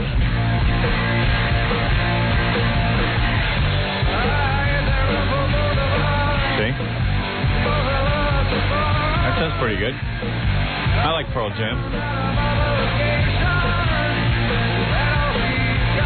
I wonder how he gets his voice to shake like that. I think it's sort of natural. This one's called Who You Are, okay? Who You Are, I'll play that. I got the whole album here. I'll give it to the midday guy. Who is Stuttering John now the official midday guy? Yes. I'll give it to him. I'll let him play the whole goddamn album. Yeah, this is called Who You Are. I'm only doing this to piss people off. Because you know how other radio stations get. How come you didn't give it to us? Oh, this is their single. This is the one they're playing. I like this song a lot. This is really good. That's a cool song. And when I first heard it, I didn't like it that much, but then it grew on me. I thought it was too mellow.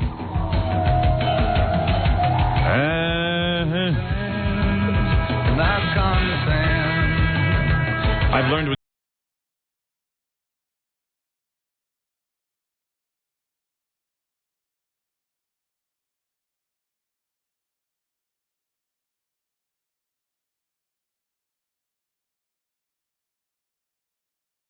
Do you want to hear the rest of this album, or you don't care?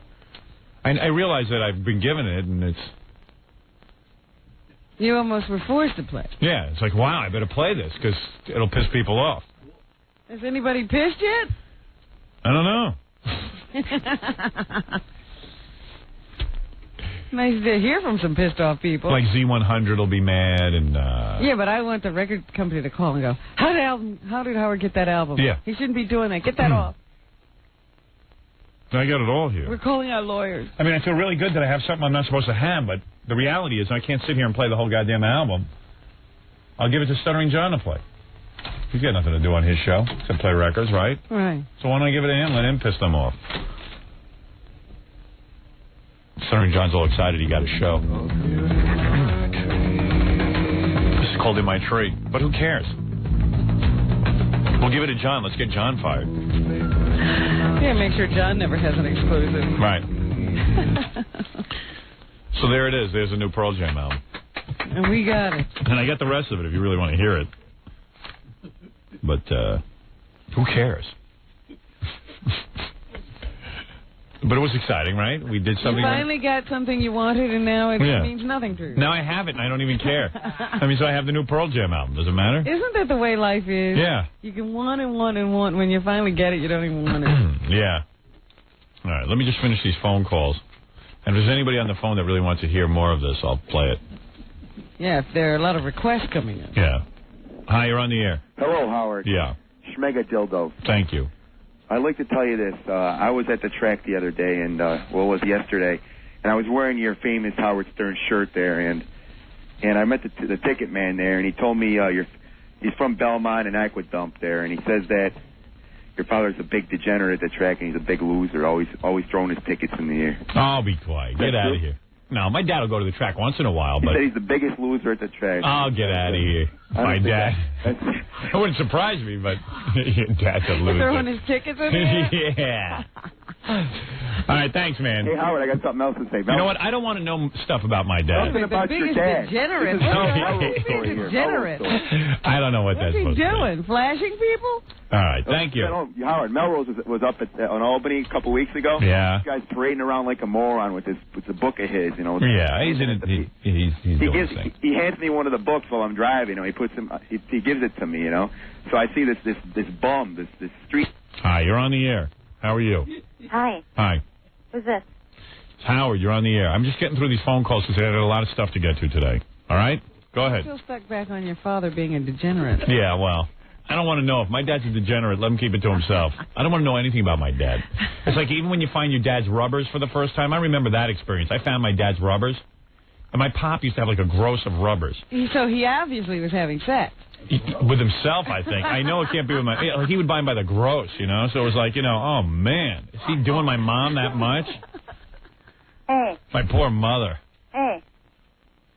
God, my mother's scary naked. Howard. You got to see my mother nude. I got to get a picture of my mother nude. It is so scary. I saw her once. What are you talking about? First of all, she doesn't shave her area. It's huge. It looks like a giant carpet. Yeah. Oh, man, is it hideous. Hey. So much hair. What were you doing studying your mother? You should have turned away. Let me tell you something, Robin. It was a fleeting glance. And then but I used to see my mom get dressed. She'd come out of the bathroom with her panties on. And even out of the panties, you could see the whole, I mean, you would see tons. Oh, no. I mean, panties could not contain. No, and my mother wears big, giant bloomers with the go up over the belly button. Yes. Like not even sexy little panties because she's got a gut. Oh, my poor old man. Who do you feel worse for? First you're saying, oh, my father must have wanted my mother a lot. Oh, poor her. Now it's your poor dad because of your mother. I don't know. They're two poor people. Hello? I don't know, man. I don't know who's in worse shape there, my mother or my father. Those type of panties, though. I don't think they had bikini briefs back Not bikini briefs, but my mom's panties were huge, and still the hair. Were they baggy? She's kind of chubby, so she filled them out. There's always like a big lump in her panties, you know, with the gut. And then the hair. Oh, my God. Oh, man, what a sight. I mean, I once said to her, why don't you just shave down a little? What? Why don't shut up, lady. I'll get to you. Just hang with us, okay? I want to mud wrestle with you. Okay. Hold on a second. I'm in the middle of a good story. Listen. What else you got to do? I want to mud wrestle with you, Howard. All right. She won't. You have your agenda and you won't let me talk, will you? Hey, and you know who came into the Tropicana tonight? Okay. You had them on your show. All right. So, like, you'd walk, I mean, just a moron. Like a moron, this woman. And I would just look at my mom and it was like...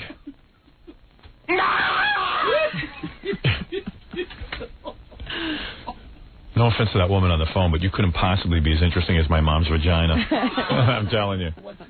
No, it's just like I saw her come out of the shower for like a second when I was a little kid. Mm-hmm. And I saw her, like, I would see, like, her move was she'd take a shower and then put her panties on in the bathroom. Was she put on a bra, too? Yeah. Okay. Sometimes she wouldn't even, I'd catch her without her bra. And she had a nice set, I'll give her that, but they were all saggy, you know, because, you know, time had diminished their beauty. But she had very big, you could say nipples, right? I don't know what that she had big areolas. Big areolas. Coffee coat. My mom is really a woman. Real full woman. Now, does she shave under her arms and stuff? No. Oh, no.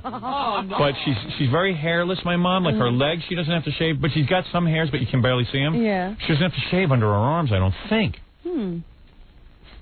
I don't, you know, but like I said to her once, I said, you know, there's a lot going on down there. You know, this was like years later when it had become popular for women to groom and just keep things kind of nice. You know, even my wife, it took me a while to get her to start grooming. I used to leave pictures of penthouse girls and say, well, should you just shave like that? So it's kind of a, you know, it's a turnoff. No guy wants to see that kind of fatch. I mean, you just don't want to see it. It's nasty. If you ran out of razors, you would. Right. It's got, it's just nasty. Oh, and my mom's like, why don't you shave? And I said, well, I do. I trim it down. Speaking of which, this weekend on the set, I was looking at your fly-like chest. You got those hairs now, these thick, coarse, black hairs that are just poking straight out. Yeah, I shaved down for my bathtub scene. All weekend I had a bathtub scene with this chick, Melanie, who looked real hot. And that worked me into some state. I was so aroused. What? I just have to interrupt for a second. If you're going to play any more of that Pearl Jam, you should do it pretty quickly. Why? Because they're faxing over a cease and desist. Oh, are they cool? The record company. Hurry up, play some more. Oh, okay, play some more. Right. So which record company are they? Yeah, Sony. It's worth it. Oh, Sony? I know Tommy. It don't matter. Epic, man. Sony's my man. I know those guys. Which song would piss them off the most?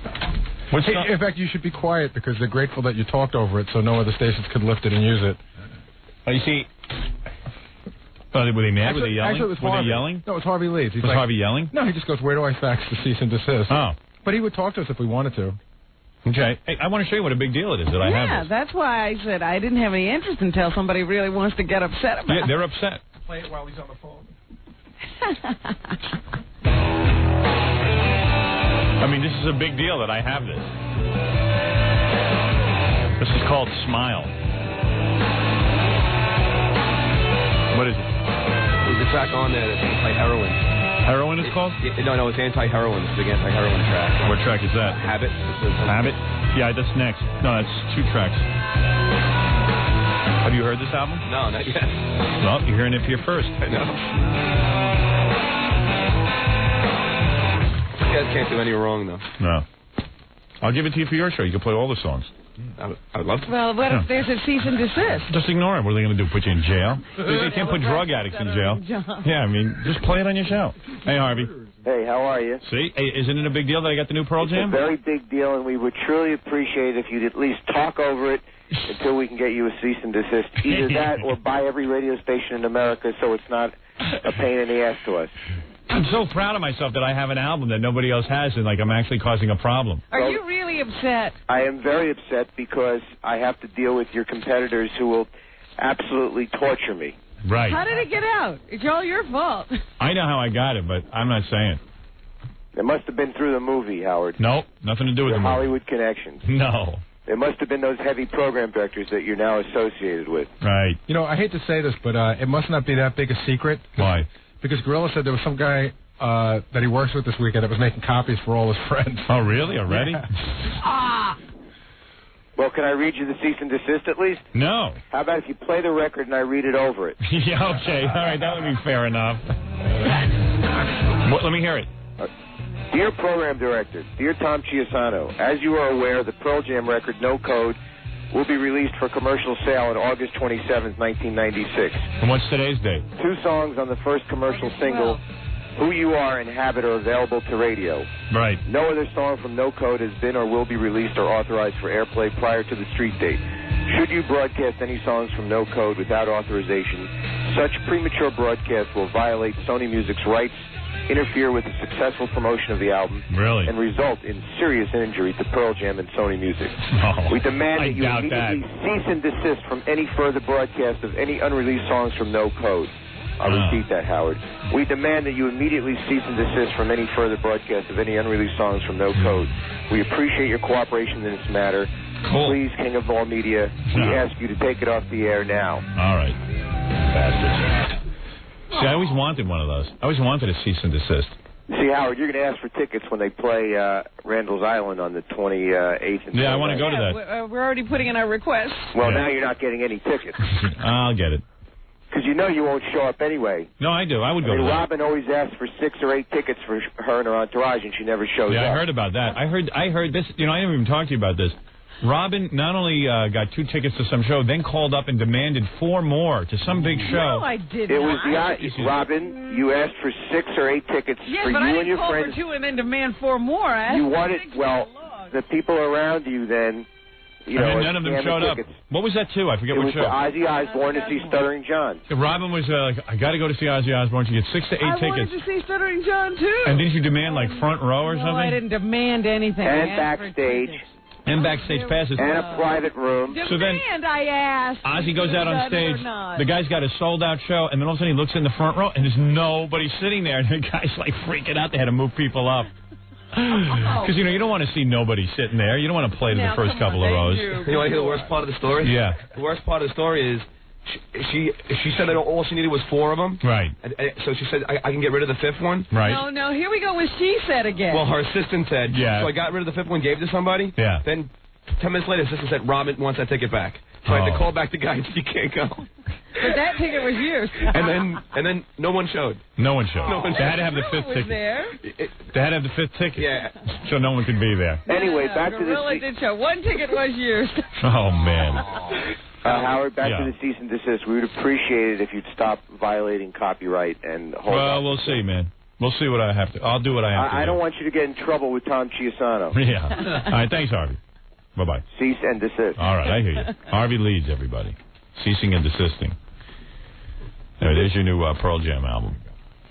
Oh, you're not going to play anymore? I want to hear I will. Heroin. Now I want You want to hear that? Habit, whatever it's called. Let's see. I'll find it during the commercial, and then I'll play it. Oh, yeah. I was talking about my mom's vagina. I get so rudely interrupted. Let's see. All right, here's Habit. That was the cease and desist. Please stop talking about your mom. Yeah, somebody should stop me from doing that. I think they did. So far this morning, in case you're just waking up, I've taught people how to fillet a banana and my mom's vagina. So, you haven't missed much. All right, here you go. This is a Habit, I think, if I counted correctly. This is about heroin addiction, how it's bad for you. Was he addicted? I don't know. Oh.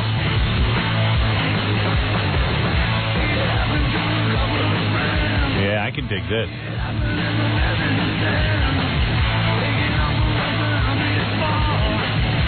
Do we have the mixed version?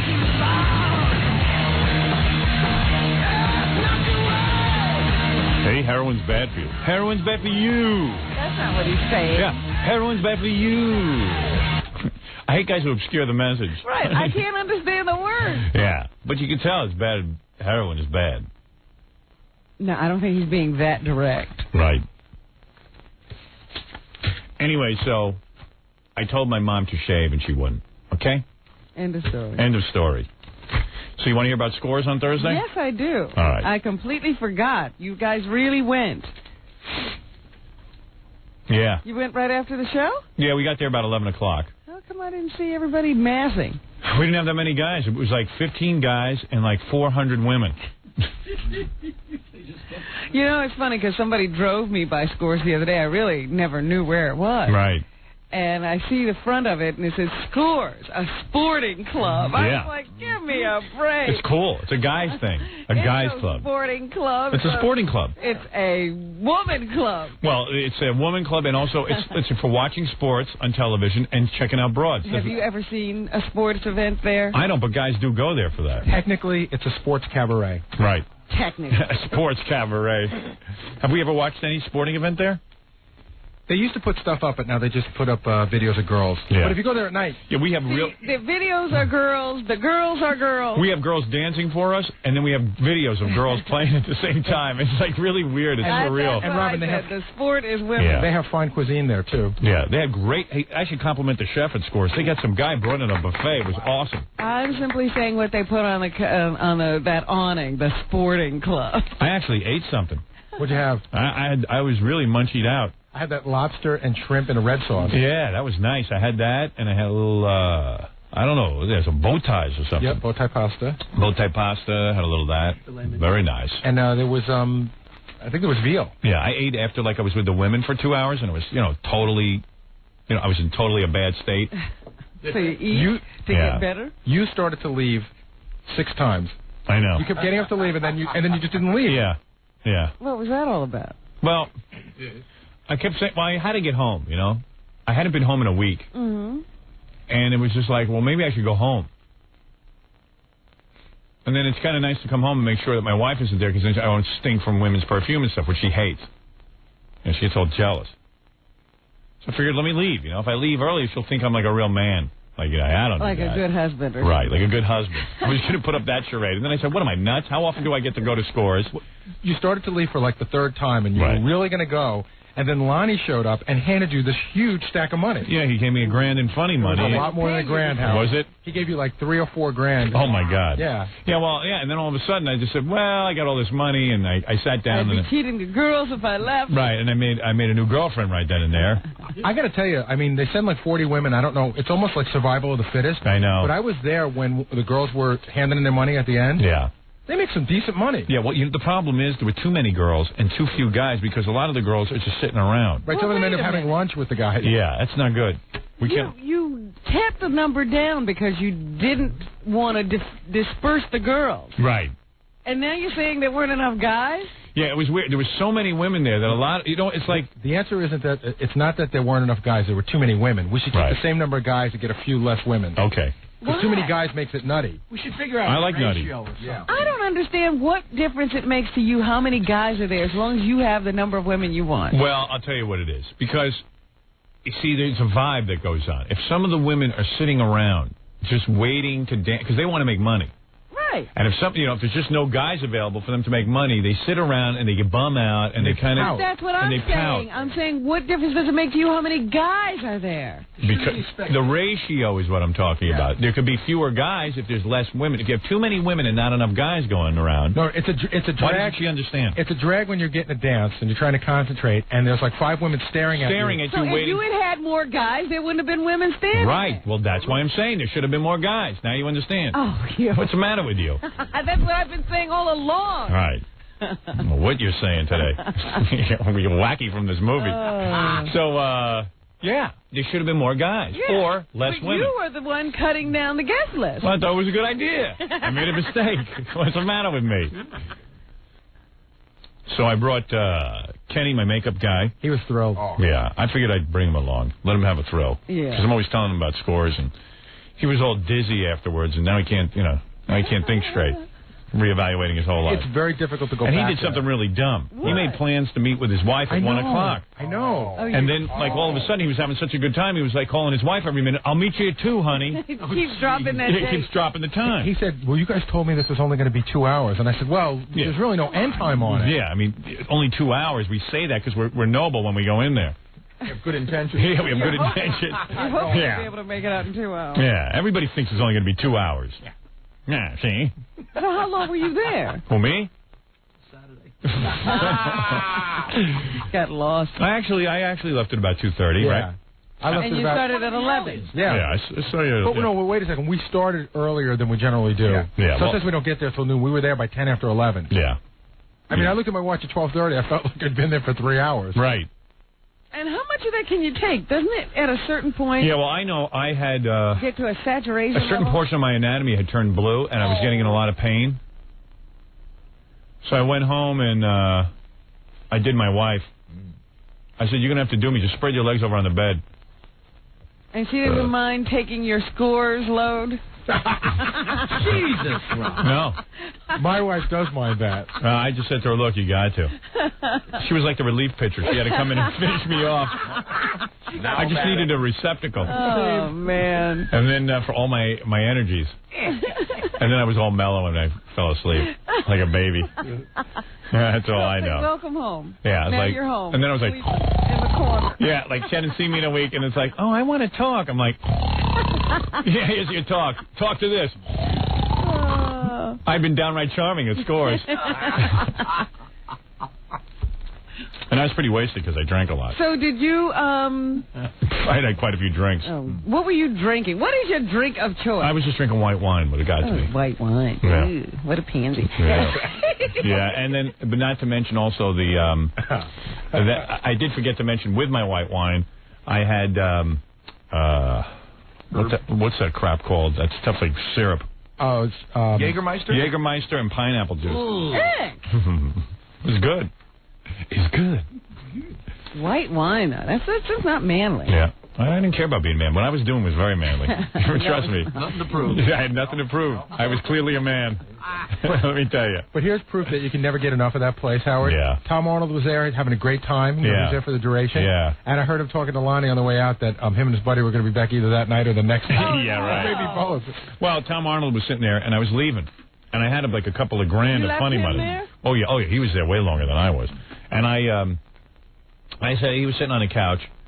And I walked over and I gave him a bunch of money. Just handed him a bunch of money. Handed him all the money you had left? He goes, Howard, this is the greatest party I've ever been to in my life. I said, well, I'm glad you could come. Oh, you don't understand. This is the greatest party I've been to parties, man. This is the best Hollywood party. It's not even in Hollywood. You know what he kept saying? You know, like I was Fatty Arbuckle, and so he kept repeating it. I said, look, man, let me tell you something. You're right. This is a good party. And just calm down. I said, is it a better party than like when you go over to better than like whatever you did with Arnold Schwarzenegger or anything? He goes, oh please, not even close, not even close. You're the man. You're the man. Only you could pull this off. You're the man. That's all I kept hearing. So then I walk out and he goes, this is my buddy. I didn't want to talk to his buddy. I said, here. I handed him money. He goes, wow. You don't even talk to people. You just give them money. I love that. You gave him so much money that before he left, he actually handed me something. He goes, Gary, I can't use this money. Here it is. He had too much money. Too much money. Now, did you get a vast bevy of girls? No, did you get a score's wife? I got a score's wife. I was with the same girl the whole day. And we were bummed because she's a very popular girl and we couldn't get near her. Well, you know what? I'm not doing that again, though. I wanted to experience some of the other ladies. Well, what was so special about her? Who? Your score's wife.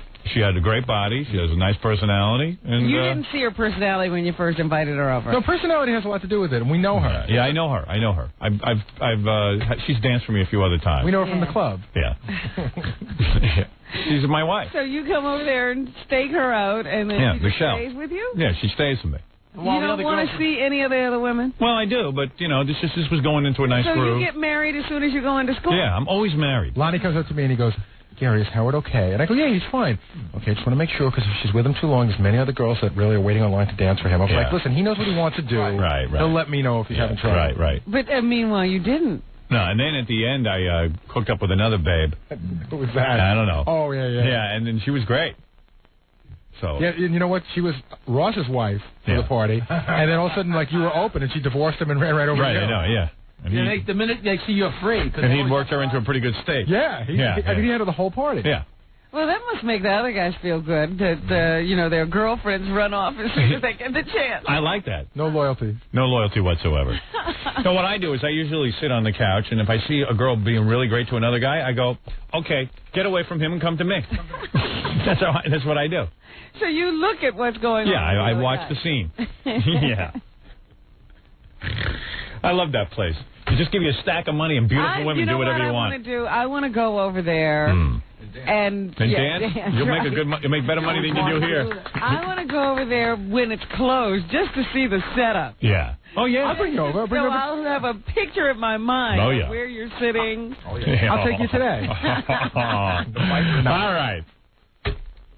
And I want to put a curse on the place. I'll take you over there. We'll all dance for you. Yeah. How's that? That'd be good. All right. Yeah. All right, let's take a break. I got a couple of people on the phone still. Now, let me ask you one other question, because this is something that's been bothering me. It's a scores question. Yeah. When you get a lap dance, is there any physical contact? Not really. Not really. Not really mean? It's a yes or no question. No, it's like maybe a knee will bang into your genitals every once in a while. By accident, though. They have a policy you're not allowed to touch guys. They have a way of dancing to keep you away from them. Oh, really? Yeah. I mean, if you get real horny and you go to touch them, they have a way of moving away. I can actually do the moves. They actually take their knee and put it against your chest. And then if you start to move in closer, they just press it on your chest so you have a heart attack. So you can't breathe. Yeah. There's a lot of S&M involved. Physical contact. Yeah, there is physical. Restraining you. They're punching you. Yeah. All right. Yeah. Well, anyway.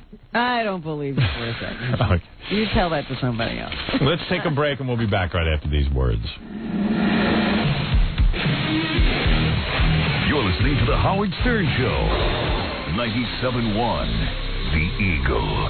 803 at the Eagle. This is Brad Baxter. It's 808 at 97.1 The Eagle. Let's return to Black hole sun, won't you come wash away the rain? Oh yeah, oh yeah. Been a long time, been a long time, been a long, lonely, Oh, okay. Been a long time since we rock and roll. Hello? Hey, this is David. You're on the air. Jackie's still singing. Is this Stern? Yeah, Stern. Hey, what's up? Hey, man. I got a question about your movie. Yes. Yeah, how is Betty going to fit your big nose on that screen? Well, actually, that's are we going to have to see your close-ups at the Omnimax or something?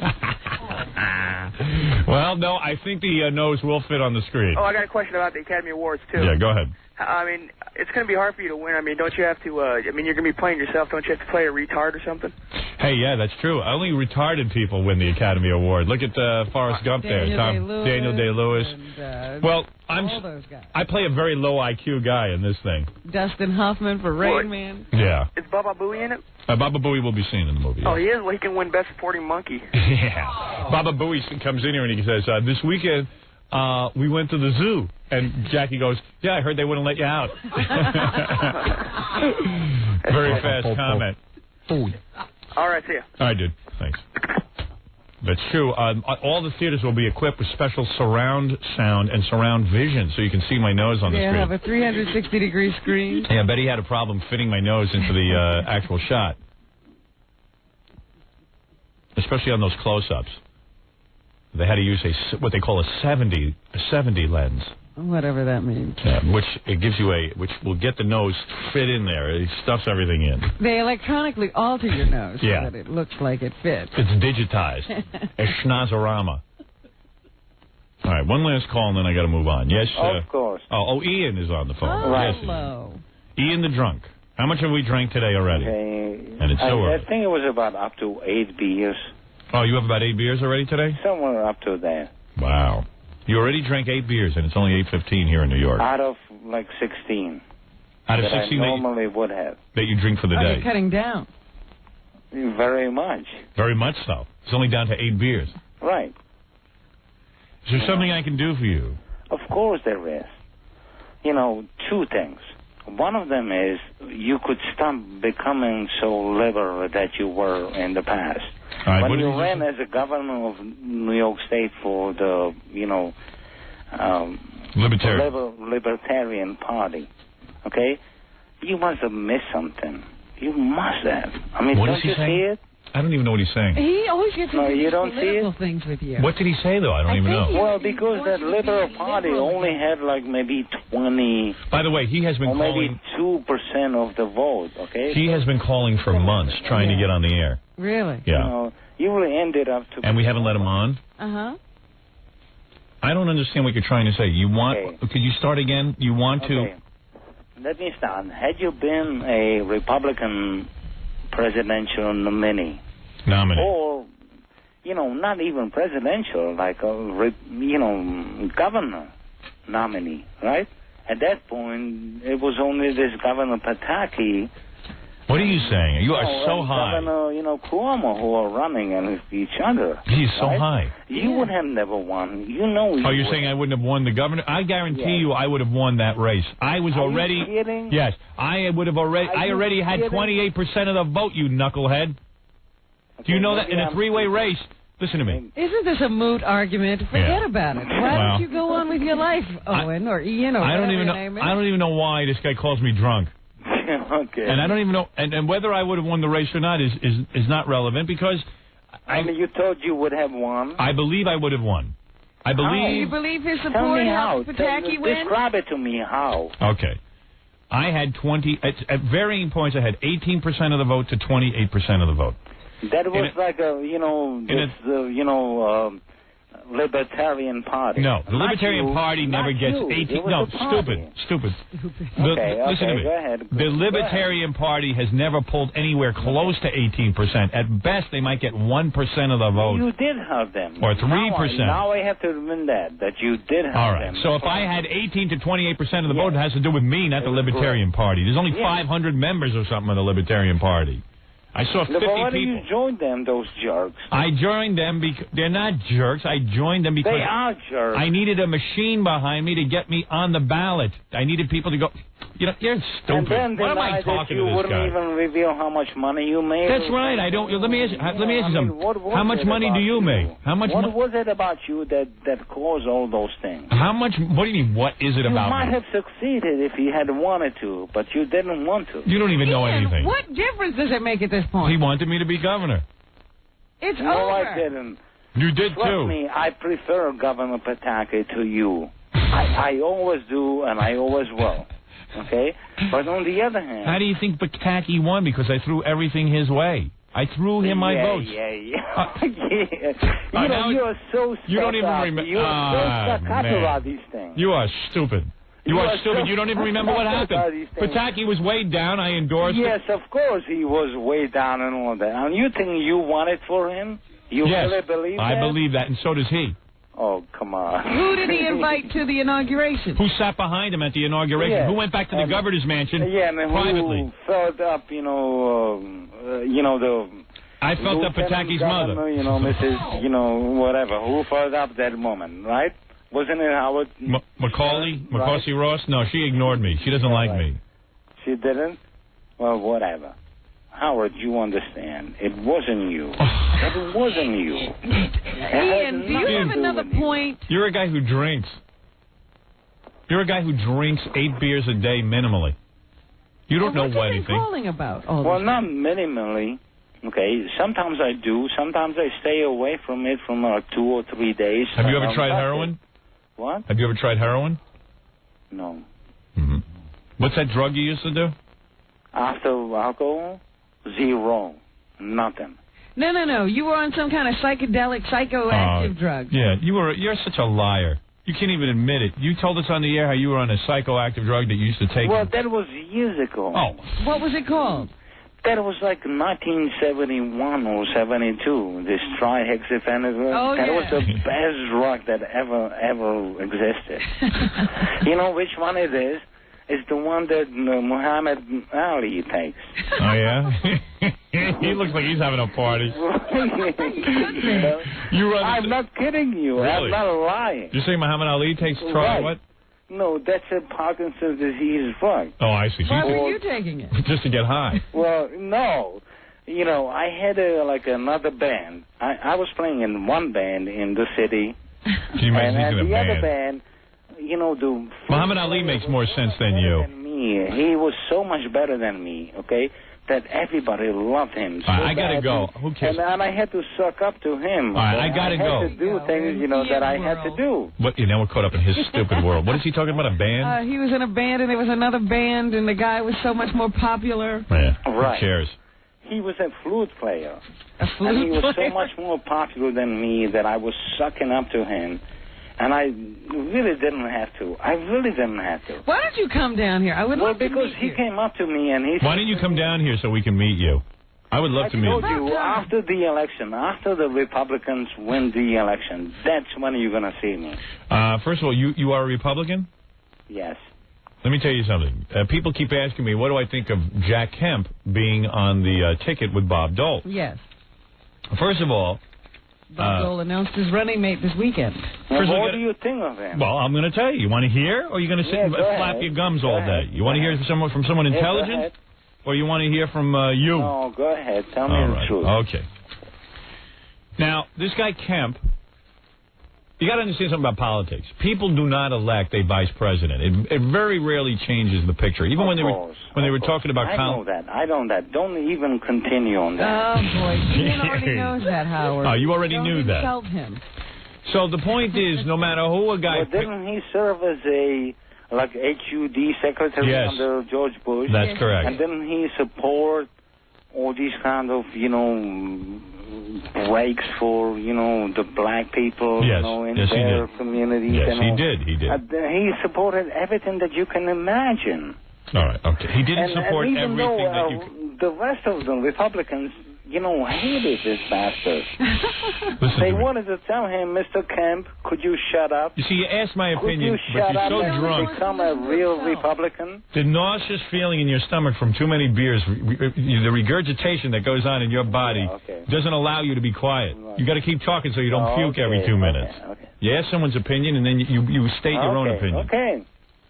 So can I ask you, when How your has it father finished came to you and he yelled at you like, Howard, you stupid jerk, you don't know what you're talking about, with, the Japanese and whatever. And you know what I call this? 90? When you called him and you said, we have to, defeat the Japs, right?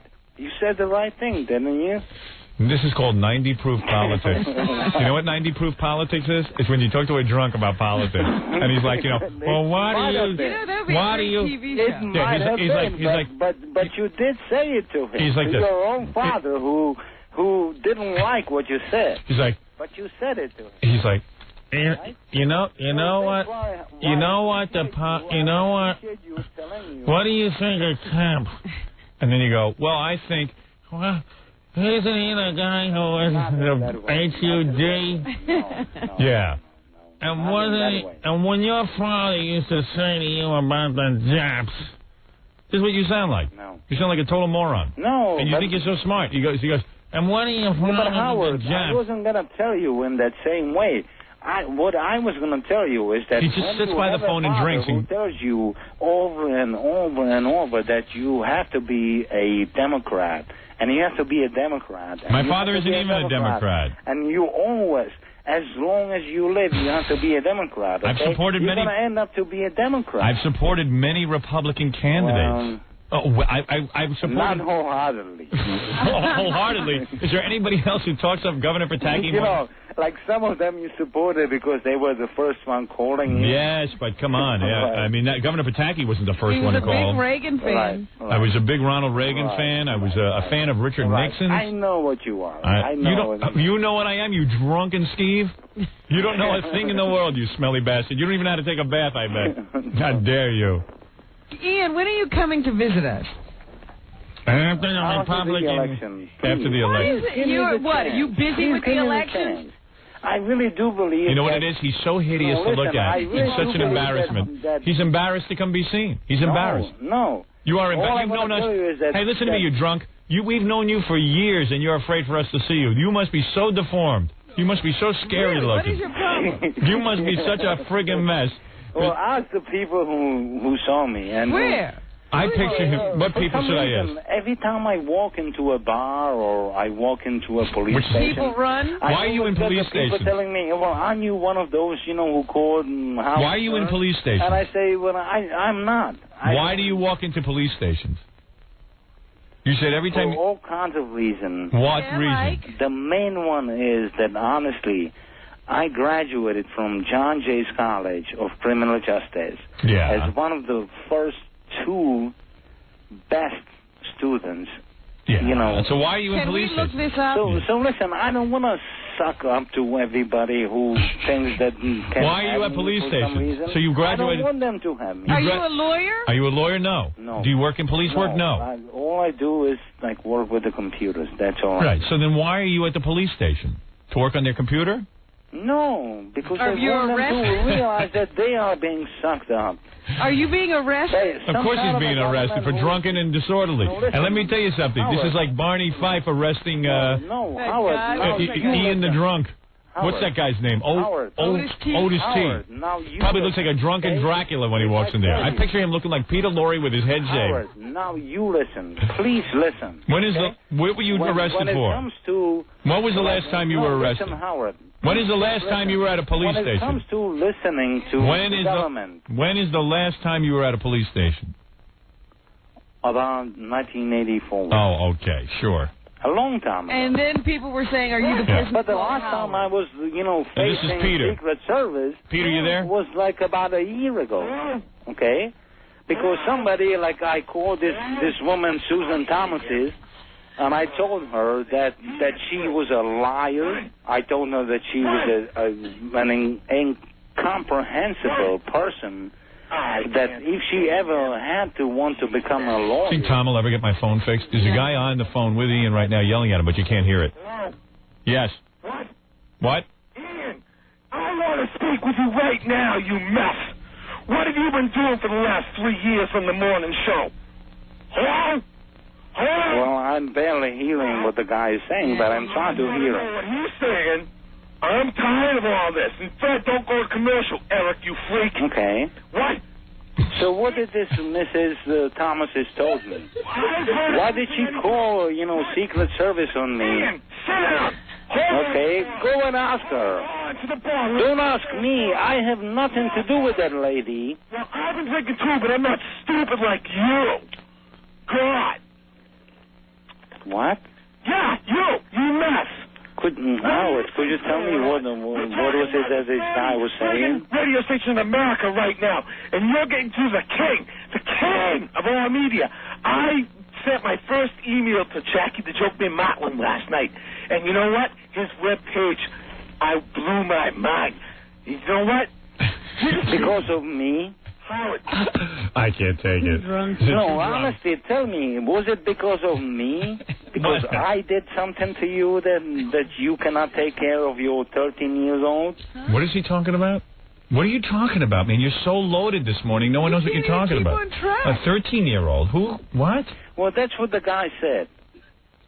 That's what he said, that he had a 13-year-old going through some kind of a... All right, look, I got to get rid of this guy. This guy's insane. He's getting another transmission. It's nothing to do with us. I know. All right, Ian. Good luck to you. Why don't you come down and visit us? Listen, it's not a good luck question. Trust me, it's not. And when he gets drunk, he gets so nervous. Rattle on forever. And he's so afraid I'm going to hang up. Everybody reveals their... He is so nervous that I'm going to hang up. Well, you can't say goodbye to him. Really watch this. I'll try and hang up on him. You can't. This Mr. Clinton is going to end up to be like a naked... All right, forgotten thank you. I got to hang up now. No clothes Ian, goodbye. On his back. Goodbye. And I'm telling you, when you're saying that, the only reason why goodbye, you vote for him I'm leaving because, now. He supports I am going. I have to leave you. I have to go. I have to. I have to go now. I know you do, but please don't say the things like you did. That one day you're gonna wait for Mr. Clinton to rape 3 teenage daughters. What did he just say? Oh God, I don't know. Didn't you say that? What did I say? You did say that you were gonna, even if Mr. Clinton raped the 3 teenage daughters. That's right. Right 3 days before the election. That's right. He will win. Vote for him. Well, I was trying to tell you my opinion on. Hey, did you just use the F word? I did. All right. You know you can't do that. You just did something you can't do. I had to bleep you. Well, that's the President of the United States. I'm not so sure of that it. you just used the F word about. Well, that's when not you right. do not foreign like freak. The President of the United States. That's not right, you foreign freak. Have some respect for the presidency. No, listen, Howard. Yeah, son of a bitch. What if you had to bring your 3 daughters and present them to... I would offer my 3 daughters to him sexually, yes. Because he's the President of the United States. And then you would vote for him? Yes. Oh, you sick. All right, thank you. Sick. You're so sick. I would offer him my daughters. Not being them at all. Because he is the President of the United States, and I have respect for the office. I don't want to tell anybody else how sick you are. Okay. Are you coming to see us?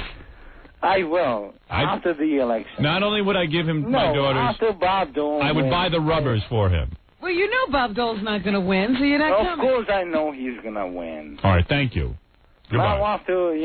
I can't take it. I just can't take that guy. We've been trying to meet him for about 5 years. He will never come here. Right.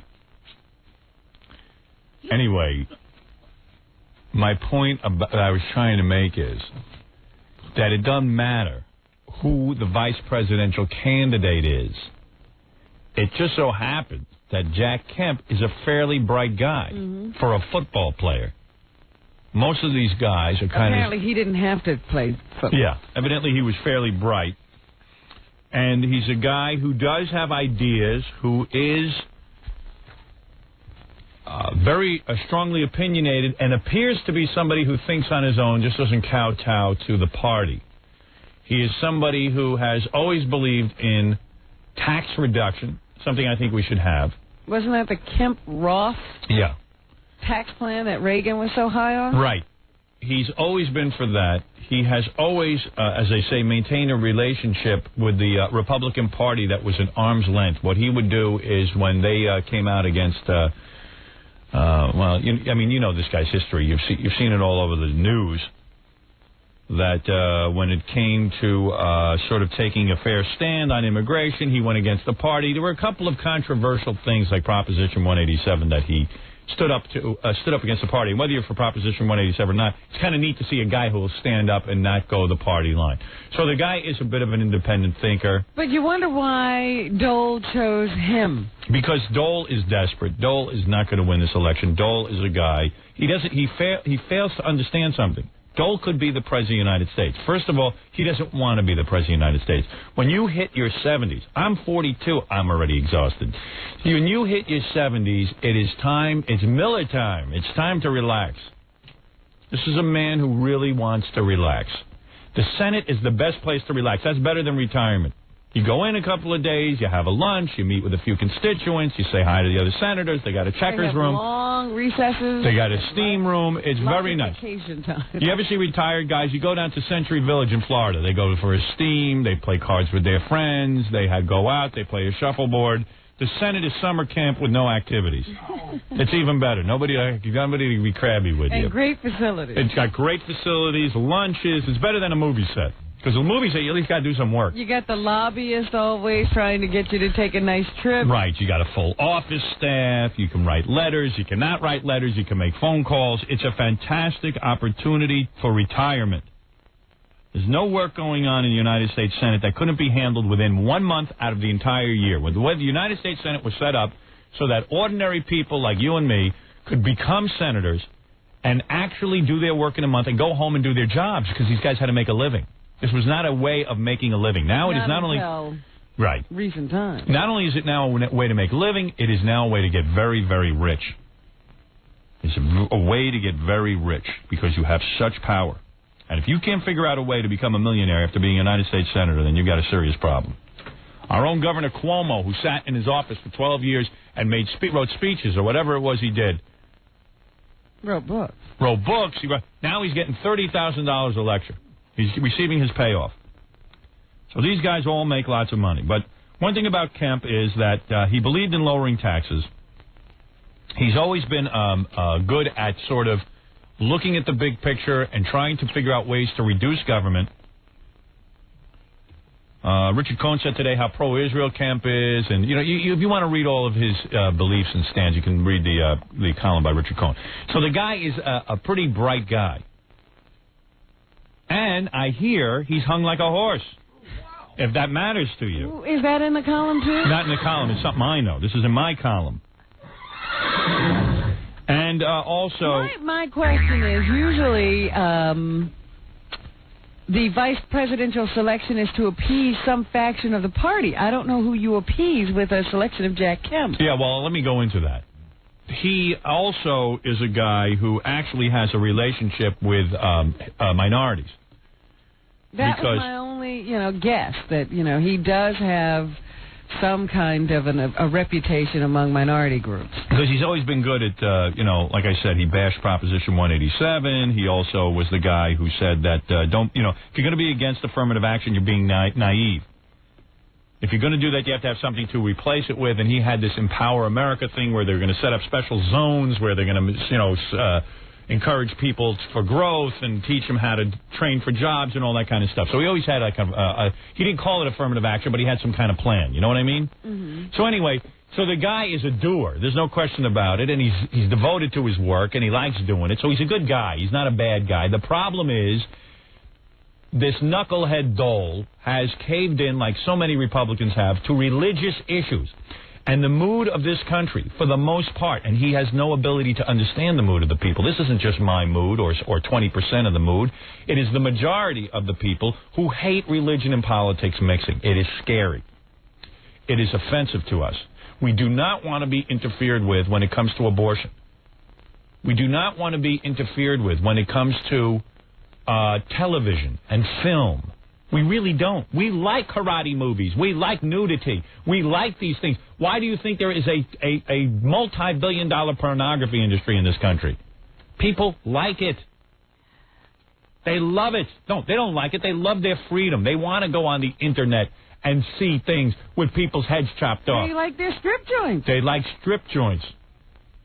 This notion that Bob Dole could somehow tell us that we can't get our kid an abortion after they've been raped is repugnant. And what's even more repugnant is when we see those religious a-holes sitting and dictating to a Bob Dole, where this guy's crapping in his pants and he can't even say we recognize people who are against abortion in our party. People are turned off to this religious concept that has no business in the Republican Party. I would vote for Bob Dole tomorrow if he denounced the religious right and denounced his position on abortion. Well, you won't be seeing that. It won't happen. I will never vote for him. The majority of the Americans will vote for Bill Clinton, and he will win. And I told you, and I wasn't joking, he could rape somebody the day before the election. I'd still vote for him. It's a lock. Because he'll be able to get an abortion. That's right. It's a lock because Clinton's got the right idea. He's a good enough president. He'll be just as good as Dole. He'll sit there and dick around for another 4 years. He'll make a couple of programs, and that'll be it. Would I vote for Bob Dole? In a minute, if the guy wasn't such a pussy. That goddamn Harry Truman would have told the religious right where to take it. That guy, that young guy, that guy Reed, makes me nauseous. If I see him on TV one more time, I'm going to puke. You know you and he have nothing in common. Nothing. He cannot run your life. I have a complete indecent life, and I don't want it changed. How do you know your life is indecent? It's what you like to do. Right. It's indecent what I like to do. I like to think about girls. I like to look at pictures of them. What's wrong with that? I love to masturbate. I love it. I came home... I don't find that detrimental to anyone else. Well, they do. That'll be the next thing they'll get rid of, masturbation. You haven't heard a soul. Clinton could smoke a big fat doobie on the evening news with a whore on his lap, and he would win the election. That is a campaign move. That's right. I wish he'd do it just to make it a little closer so we'd have something to watch. They'd sit and worry, well, Clinton might have inhaled, exhaled. I don't care what he hailed. I told you. He could screw an elephant, and I wouldn't care. Bestiality. Bestiality, he would still be the president. He's got a lock.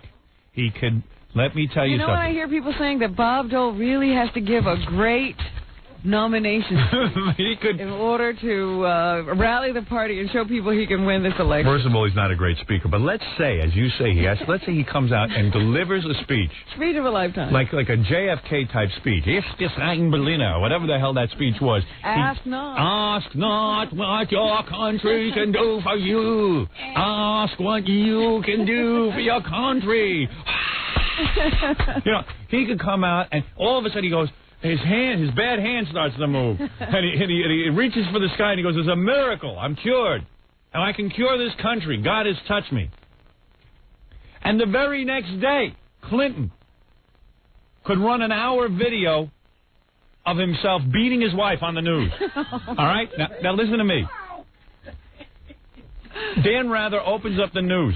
After this great speech that Dole gives, and it's the day before the election now, Clinton gets on TV and says, my fellow Americans, I want to air this tape before it becomes public. This is me beating Hillary with an iron. And he runs the entire tape from beginning to end. He beats her.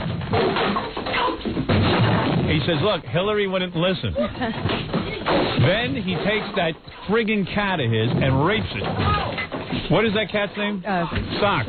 Yeah. He rapes Socks. He would still win the election in a landslide.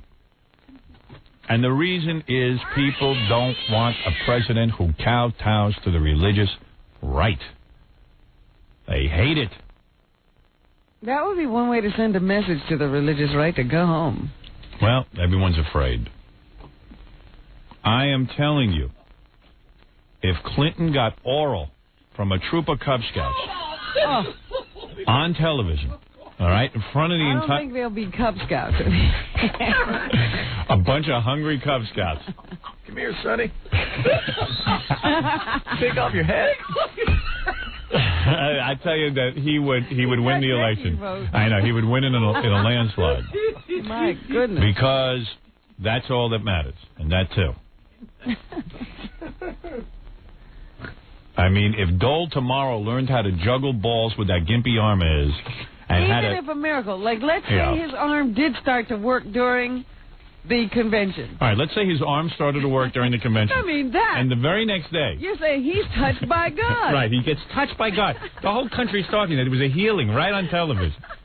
And they're actually, you know, they're touched and amazed. We gotta have this man run our country. He's in direct contact with Jesus. Yeah, I mean, and you know, he can make that happen. Like, if they got somebody to work his arm like Waylon Flowers and Madam, you know. Put just wires on it. But the very next day, all right? Get those Sesame Street people to work his arm. Right. But what I'm trying to say is, even if all of that happened, and then the very next day, President Clinton got on TV, okay? Now listen to this. All right, because what could be worse than raping...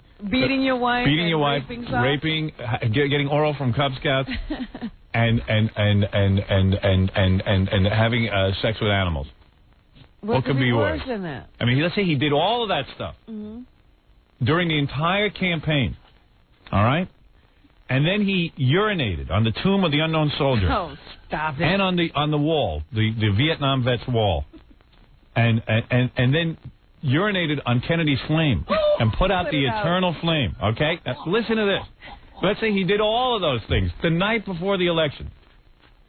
He would still win. That is my prediction. I don't know if he could survive all of that. What, putting out the flame? All of that. That stupid flame. The whole thing. Do they really keep that flame going all the time? All the time. Wow. They've kept that Olympic flame going since the first Olympics. And he pees on that, too. All right? He gets loaded. He's on tar heroin. And he does all that. He will still win. I would still vote for him. I just how I feel. And I think the majority of Americans feel that way. He's in a very good position. Yeah, he doesn't seem to be worried. He's on vacation at the GOP convention. He's not out. He could be on vacation until the election. No one would care. They don't want a candidate who bows to the religious right. It almost seems as if it's not necessary for the Republicans to nominate someone. Right. Don't run anyone. Mm-hmm. If he moved... Not after that platform. If Clinton went to address the Senate and moved his bowels in the middle of the Senate floor... Oops, I've had an accident. Without a rubber. Without a You're rubber. just enjoying saying these things now. Right. If he was in the middle... He knocks up Mother Teresa. Right. If he was in the middle... If he was in the middle of a State of the Union address and just pulled his pants down and lit his farts, he would still win. Thank you.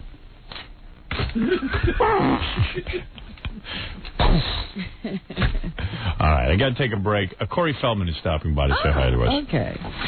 Rape him. If he raped Corey Feldman, well, that could get him thrown out of the White House. All right, we'll be back. Nobody's going to stand for that. We'll be back right after this. You're listening to The Howard Stern Show. 97.1 The Eagle. 841 at The Eagle. This is Brad Baxter. It's 847 at 97.1 The Eagle. Stuttering John with the well-informed and sensitive Roger Daltrey. Where were you when you heard the death of Sam Kinison? What? I'm deaf. I used to be in a rock and roll band. And I said, where were you when you heard I used to have that problem. Long time ago. The death of Sam Kinison. Like where were you when you had the death of Sam Kinison? Who's he? Good way to stay in touch with the world, Roger. You're listening to the man who always stays in touch with his laugh, Howard Stern. I love my laugh. I just saw the actor Corey Feldman out there in the hall. I gave him an embrace. You've been counting Corey. Corey's a good guy. I saw him with he's got another hot young chippy with him. Already. Samantha, yeah. He was dating Casey Kasem's. He gets a lot of girls, this guy. You know. Well, you told him that the Casey Kasem's daughter thing wouldn't last so long. Yeah, why exactly did I know that? How did I know that? I'm almost tempted just to bring in the girlfriend and forget about Corey. Well, he can sit there and watch me. Wonder where he got her from. I tell you, to be single. Oh, boy. See what this guy's getting. You get a little bit of fame. He did get married once already, though. Yeah. So he made that mistake. Yeah. He rectified it, though, quickly. You know, he came to. Well, anyway, why don't we bring in Corey? He was going to tell us someone on that movie was difficult to work with? Yeah, Dennis Miller. Yeah. Here comes Corey and Samantha. Hey, Corey. Hey. We got a beer there or what? And Samantha, a hot new girlfriend. Good. We always like to see girlfriends.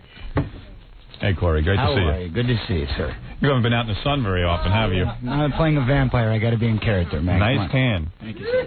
Oh, that's right. You play the vampire. That's right. So they told you don't get a tan? That's right. They told me that. Right. Even for the promotion. Right. Even for after the movie's over, don't get a tan. It's a New York look, actually. Well, why get a tan when you have Samantha in bed with you? That's right. Robin, how are you? Good morning. Good to see you. Samantha, I'm what's drinking this new Mystic. Isn't it great? So, yeah, it's nice amazing. product. Yeah. It's a very good product. Hey. What's with this? Let me tell you, this girl is nice, and she smells a lot better than the last one you were with. Thank you. Yeah, I'll tell The you last one was a real stinker, wasn't it? I don't know, but actually, was that Jack Ellen? I never met your last girlfriend, No, who we was talked to her on the phone. Casey Kasem's daughter. That's correct. He got. Did you know he had Casey Kasem's daughter? God, what is that? Well, what do you mean? You get a lot of girls, right? Well, yeah. Yeah. I don't get them, you know. How did you meet? Go out with them. How did you meet this particular beautiful woman, Samantha? We were in a nightclub actually in Las Vegas. I was there vacationing. Right. And she was there leaving her ex-boyfriend. Yeah. And, right. She was on the What run. did I do when I met Corey? When you met Corey, it was over. And Yeah, I just swept Are her you off sure her Corey feet. doesn't hire these women? No, I think he really gets him. Hey, what are you trying to say, Robin? I know it is hard to believe, isn't it? All right, What did he have said to her in Las Vegas? You know what's great? What happened? Did you know who Corey? Obviously, you knew who Corey was when you met him, right? You know, I knew he was that guy from the movies, but I didn't. I was like, Corey. Yeah. Right. You know. Right. Didn't That doesn't immediately hurt. register. Yeah. And what it is that it is a tremendous aphrodisiac to women when they meet a Hollywood star. It represents an exciting lifestyle. And you can even get these girls to dump their boyfriends immediately. Right. You can. You really can. And that it's very... must be an incredible... Well, you know, boost there to is- your ego. Yes, and I'm very frustrated. Excuse me, I'm very frustrated. I'll be honest with you. I've told my wife even this. I'm very frustrated in my own life that I've achieved a degree of fame. You could be doing this. I could be getting girls to leave their boyfriends, and there is nothing that I would take more pleasure in than getting some jackass dumped. You know what I mean? That's got to be. Side of it. There is that side of it. Like, you walk in, and you know what? And he's going to, by the way, I hate to break the news here, he's going to leave you in a few weeks. Yeah. This is his track record. Would you stop that? Be honest. You're evil. He knows. evil. No, I'm not. Samantha, you know that, right? Wait a minute. What? I don't think so. Yeah, he will. He has dumped everyone. Excuse me. He has dumped. You know what we could do? He has dumped every woman. I have not dumped. And they're all beautiful women. I have a great idea. How do you know that they didn't dump him? You know? Exactly. Well, they could have done me. They don't. I have a great idea. They don't. Corey, you don't even have to do your part. We could get your last interview. Right. Play the things you're going to say. Right. Listen, Samantha, wake up. Okay? What's going to happen is, listen to me. What's going to happen is, What are you trying to do? Be quiet. I consider you a friend. You are my friend. I come in here and you're trying to break me and my girlfriend. Now, let me ask you something. How long does it take for Corey to get you to bed? You slept together that night? No, we were buddies. We were friends. Yeah. For how long? What small town are you from, Samantha? No offense. You were friends. 48 hours. 48 hours? Okay. All right. That makes sense. There is no greater feeling to a celebrity than to use that fame Oh, wait a to minute. get beautiful women. Now, don't tell me you really love him. You love what he represents. No, truthfully, though, what happened was I met him and I was on a date with somebody else and my best friend, and he said he was having a party at the Hard Rock. So we He has said that to countless women. Yeah, and Go so ahead. we brought our dates. We We thought he really was having a Right. party. Well, of course. He doesn't mind you bringing a date. That makes it more fun. I personally love to look at the guy's face when the women fall out of love with him. I love that. That is you talk about vampire movies? I'm the world's biggest vampire. The whole thrill is watching them lose interest in their boyfriend. You need him there. I love when they finally realize that their boyfriends can offer them nothing, that they're total jackasses, and that the exciting life that I could offer them would be fantastic. That's the whole rush. Ruining the relationship with a longtime boyfriend. There is nothing better. 2-year relationship. Is there nothing better, Corey, than taking them from a 2-year relationship? Be honest. Hey, I'm like Robin Hood. Yeah, You know, I yeah. take from the rich and I Right. give to the poor. In my case, I'm the poor. Because the boyfriend has been... does Corey do this, like, planning ahead of time? No, like, he's got the one girlfriend he's already working on, the friend who's going to... It's actually all for your show. You know, I have told my wife... I make sure when I show up at the show, I've got a new girlfriend. I have told my wife that I might have to leave her just to do this for a year. Oh, she's supposed to understand. Let me tell you something. Wait, hold on a second. I might come back. Wait, hold on. Let me tell you Go something. ahead. Yeah. There is nothing more fulfilling in life than finding one girl that you're really in love with. No, this is what I swear to God. Hey, hold on. This is what I want. Right. You guys, throw stuff at him. We're just throwing stuff at him as he says this. Where's my snot rag? I just blew my nose in this. I'm going to throw it at you. Okay? I swear to God. There's banana at her. What? There is no better what? Give me that. I was practicing fellatio. Please. All right, go ahead. What? Got to get good. Go ahead. Finish your statement. Finish your statement. No pun intended. Finish your statement. All right. Bottom line is this. There is nothing better and more fulfilling than having one solid relationship. And if you're lucky enough to have that, because I was married for 4 years. Yeah. And during those 4 years, that was the happiest time of my life. When I have to go out... How come it ended? Yeah. Because she had problems. Because you got bored. No. You know, my ex-wife. Right. That's what I'm talking about. Vanessa Marcel, who's recently become famous. Right. And during that period of time when she began her own career, we went our separate ways. Right. Okay. Listen to me. Yeah. That's all well and good. But you don't want to go out. You don't want to go out. Dude, you know. You got a wife who loves you. Oh, be quiet. No, you're cares. They all You're know proud what of you me. should do, Howard.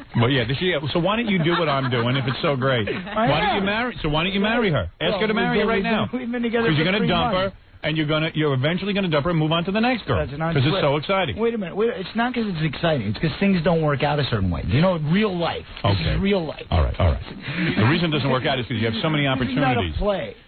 What these guys fail to realize, you're a kid who grew up in show business. Yeah. These guys have so many opportunities. And Samantha, you don't know this, that it's being the kid in the candy store.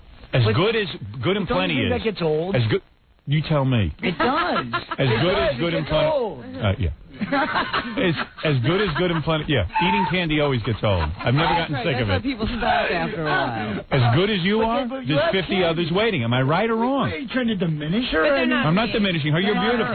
Did I do? I'm pretty great. You're fantastic. I saw you. I would marry you. I'm the marrying kind. I'm a marrying fool. Oh, you lying. I love. You know what? I know if I got a divorce tomorrow, I'd be married in a minute. I'd already be engaged. Yeah, exactly. I keep doing it over and over again. You know why? Because you're charming and you're really sweet. And I am a sweet guy. That's the problem. I'd like to be more of a prick like you. Now listen, he's sweet while he's in your pants. Ask Casey Kasem's daughter. Well, yeah, I bet you. I'll tell you one thing. She would have nothing bad to say about me, and I have nothing bad to say about her. Well, you've got all the moves. I can say that about any relationship that I've been in, aside from the psychopathic. Well, what happens when you break up, though? What do you say to a woman to keep her on your team? Well, there's nothing I say. It's just, usually if it's a real relationship, we break up because things aren't working. I mean, like with Carrie, it was a situation where we just couldn't make it work. You named his daughter Carrie Kasem, and he's Casey Kasem? Yeah. God, is he a wacko? Hey. CC. All my children will have CC as initials. It's been lucky for me. Casey Kasem. It's Carrie with a K first. That's right, because it's a KK thing he's got going. KK. Calm down about that one. Casey Kasem. Oh, is Kasem a K? Kasem is a K. Oh, great. No. Yeah, so it's KKK. I bet you, tell me the truth. Doesn't Corey have sex with you standing up so he can look out the window for other broads while he's having sex with you? Isn't that true? Oh, my God. So he met you in Vegas. You had your boyfriend. It had to be a rush when she dumped off the boyfriend, right? She had no boyfriend. I saw no kidding. boyfriend. Right, but that was a couple of months before. So. She had broken up. And then now you're living at his place? No. No, I'm from San Francisco, so I'm just, I'm looking for a place in L.A. Right, so you can be near Corey. Oh, this is great. I graduated from college, Howard. I graduated from San Francisco State with a double major in cinema, writing, and directing and theater. So it was inevitable. Very nice. And so those are real breasts, not breast implants? That's right. Good fun. Thank you. We all like breasts. Do you want to be an actress? Yes. Yes, I am an actress. Well, Corey could probably help you with that. He probably can introduce you around town. You just stop. Right. I've dated other celebrities. Corey knows. It's not like the first. You dated other celebrities? Who else have you dated? Oh, okay. Who did you get? Name one of them. Name one of them. A bad can of worms. No, but who else have you dated? Seriously, that's okay to say you dated somebody. She dated Todd Bridges for a while. Did you really? No. The black superstar? Child actors? No. Yeah. No, that was Arnold from Different Strokes. No, really, who did you have? I mean, who did you a date? few different people. Really, like who? Just Well, it's okay to say. It's not a bad thing. George Lucas and I dated for 2 years. Really? You're kidding. The director, George Lucas? Yeah. Wow. So we're still best friends. He's Right. great. Is he? Wasn't he married? Yeah, 10 years ago. Oh, he dumped off too, huh? All these guys are having a party. George Lucas. Wow. Who else? Oh, no. That's it. And when did you have this relationship? How old are you? You just came from college. Yeah, how old were you when you were with George Lucas? Oh, God. About 21. 21. What? It took you a long time to graduate college, didn't it? Yeah, well, I didn't go to college right away. I was a stockbroker. I see. You're a beautiful woman. I mean, stunning. Absolutely. I believe you will be an actress. Corey's a great actor. He's going to act interested in you for the next couple of months, and then he's going to dump you. I know the guy's routine. I know it's going to happen. It's like it's not working out. He's the best actor there is. Oh, God. And you will be good friends. Hey, And you will act like your friend. You know what? Let me tell you guys something. Samantha's a great girl. I love her for her intelligence. Thank you. And it's not an outside appearance, and she is very beautiful. I will not deny that. That's right. It's undeniable. Right. However, but you know his track record, right? Hey, He's got a great track record. He's a long-term relationship. That's true. Do you know that like my shortest relationship is like 8 months? That's long? That's my shortest. Shortest. Next to my 21 years, pal. That doesn't seem that short. Yeah, well, I tell you. All right, here's Bob. He has a question for you. Sucked in. All right, Bob, you're on the air. Yeah, hey, Howard. Yes. I don't know. It was a while ago. Yeah, I think you had a penthouse pet on saying that Corey Feldman had the smallest penis she ever saw. You want to ask Samantha about that? I don't know. Samantha, what about it? Sorry? It is highly untrue. Show everybody what you have in your pants. You want to see it? Yeah, let's just get it over with. On E? Yeah, so people, do it for E. A big thing? Yeah. Sit down. Like a very big show today. All right, now the movie that Corey has just made is called Tales from the Crypt, presents Bordello of Blood, where Corey plays a vampire and Dennis Miller plays a what? A vampire killer. A vampire killer. Well, actually, he's an investigator. Now, I have never gotten along with Dennis Miller, and I know that you didn't well, you've as well. had moments. Yeah. I admire him as a comic. I think he's very funny, but the guy has a personality quirk, I'll call it. Yeah. I don't know what it is. What was your experience on the set? Well, without delving too much into the nitty-gritty of Go ahead. Yeah, sure. Yeah, right. Nitty as gritty as you want. Yeah, please. Yes. No, I know you had problems with him. I've had problems with him on this show. I have been nothing but nice to the guy. And Have the guy, you had him on the show? Yes, and the guy has no sense of humor about himself. Not at all. No. Here's the story. Now, you're getting this. This is the official story. Nobody else has heard this. Thank you. All right. We're on the set. Go ahead. And we're doing this. We have very few scenes together in the film because it's kind of a thing where there's many plots. There's many subplots in the film. There's me and my sister, who's Erica Laniak, and then she hires Dennis, and then there's Angie, and Angie's, the bad Angie Everhart? Angie Everhart. Go ahead, yes. Yeah. I've had her on the show. Yes, I know. We talked about that. I know. She hates me. No, she doesn't hate you. She's just scared of you. Yeah, well, she said she'd never come on the show again, and quite frankly, I know. thought you were nice to her. And not only was I nice, what it was we kept her waiting for over 2 hours. And she was insulted. I said, listen. She is a supermodel. Yeah, supermodel. Yeah, she got something important she got to say. She gets on, you have nothing to say. Go ahead. What did she say about me? All right. She said nothing bad. She just said, I can't do that show. I said, why not? You should do the show. She waited 2 hours to do the show. Yeah, she said, well, I can't do it. Who else is looking to interview her? Go ahead. Okay. All right. Am I right or am I wrong? No. Right. Lately, she's getting a lot of attention because of the movie. But okay, good. Go on. So you're doing a anyway, scene. we're doing one of our few scenes we have together, which is very climactic because it's at the end of the movie. We finally meet up. I saw a clip of it, and you have the fangs, and right, it looks good. Yeah, go ahead. Very good, but that's besides the point. We'll plug later. Right. So we're supposed to do this scene, and I said to Dennis, I said, Dennis, we should write something together. you know, per the director and the producer who wanted us to kind of get together, Gil Adler and Alan Katz, or, you know, they said, well, why don't you guys come up with it? Because I write all my own stuff, and Dennis writes his stuff, and then... Whoa. You mean you're going to write your own lines, you mean? Well, that's what I usually do. For the movie? Yeah. So they usually have a script? Well, they have a script, but, you know, when people do comedy, they let the comedy people I understand write, what you're saying. You know what I'm saying? For example, there have been many scenes in my movie where I have gone off the page. Exactly. All right, go ahead. Yes, so go ahead. Right, yeah. And sometimes you want to discuss it with the other actor.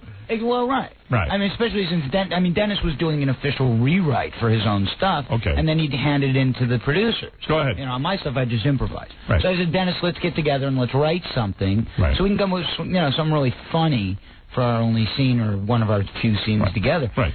He said, oh, yeah, babe, that sounds great, man. We'll have to do that, you know. Yeah, like laughing at you. Yeah, exactly. Right. You know, and I'm like, and we had been, you like know, only he's capable of doing that, not you. Exactly. Meanwhile, let's name the hit movies he's been in.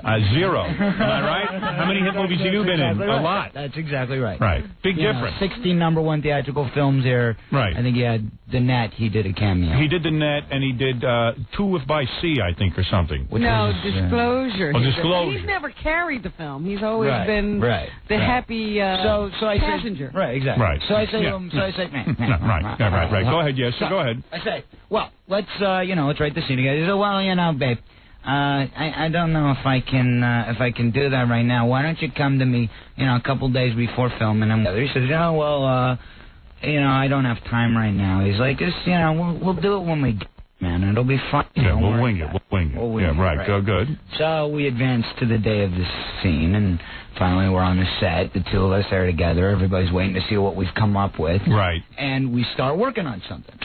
So he gives me an idea, you know, and he goes, why don't, okay, I got an idea, man. I say this, and you say that, and I say this, and you say that, and I say this. Right. And I go... Now, everyone knows on a set that you don't tell another actor what to say. Exactly. That's right. Yeah. It's rude. But, I mean, we're talking. I mean, it's cool. All right, okay, go ahead. Basically, he's written the whole scene. He's written your line. Right. His line. And at this point, you know, and he's basically saying, how about this? And, you know, that's cool if I like it. Right. But I go, you know, no, not really. It doesn't work for me. Go ahead. You know, I go, you know, why don't we try something else? He goes, you know what, Feldman, I can't write with you. You're too constrictive as far as comedy writing goes. So, in other words, he came up with something that you didn't like. That I didn't like. And therefore... So I said, all right, fine, Dennis. I go, well, I'm going to try a couple of my own things. Right. So we're doing this scene, and I've got this makeup on, you know, and first of all, one of the things that really pissed me off is this is quite extensive makeup. Right. It takes hours to get into. This is 4 hours a day. In a chair. That I'm sitting in the chair. Right. You know, and my eyes are tearing, and they're gluing it to my eyelids, and I hear you. You know, I got alcohol, and you know all that you've been through. Yeah, you know. I sure have. Okay. To put me together takes a good 3 hours at least, and I'm not even wearing vampire stuff. Yeah, I look like me when I get done. To make me look like me took 3 hours. I swear to God. And that's a scary thought. That's right. Itself. So go ahead. So they're putting the prosthetics on me. That's very painful. Right. And you know, we've got Winnebagos. Now, in my contract, of course, I have a Winnebago. However, for whatever reason, there was a problem contractually. I was in a Star Wagon, which I don't trip on those things. And so, in other words, you didn't have a great trailer. Well, yeah, it wasn't as nice as you had the kind with the driver in there with you. Is that what the problem was? Well, no, actually, I had the crew in there with me, and they were, you know, they were all right, but you didn't. The place smelled. No, right. I'm joking. It wasn't that bad. It was very nice. But it was a half thing as opposed to a whole thing, and it's all about ego at that point anyway. Right. I was like, you know what? This is my first film, you know, for a major studio in 7 years. Right. My first theatrical release. Don't rock the boat. Exactly. Good. I'm grateful. Like to your be attitude. Here. Good. You know what I mean? I hear you. Humble. Right. Who cares?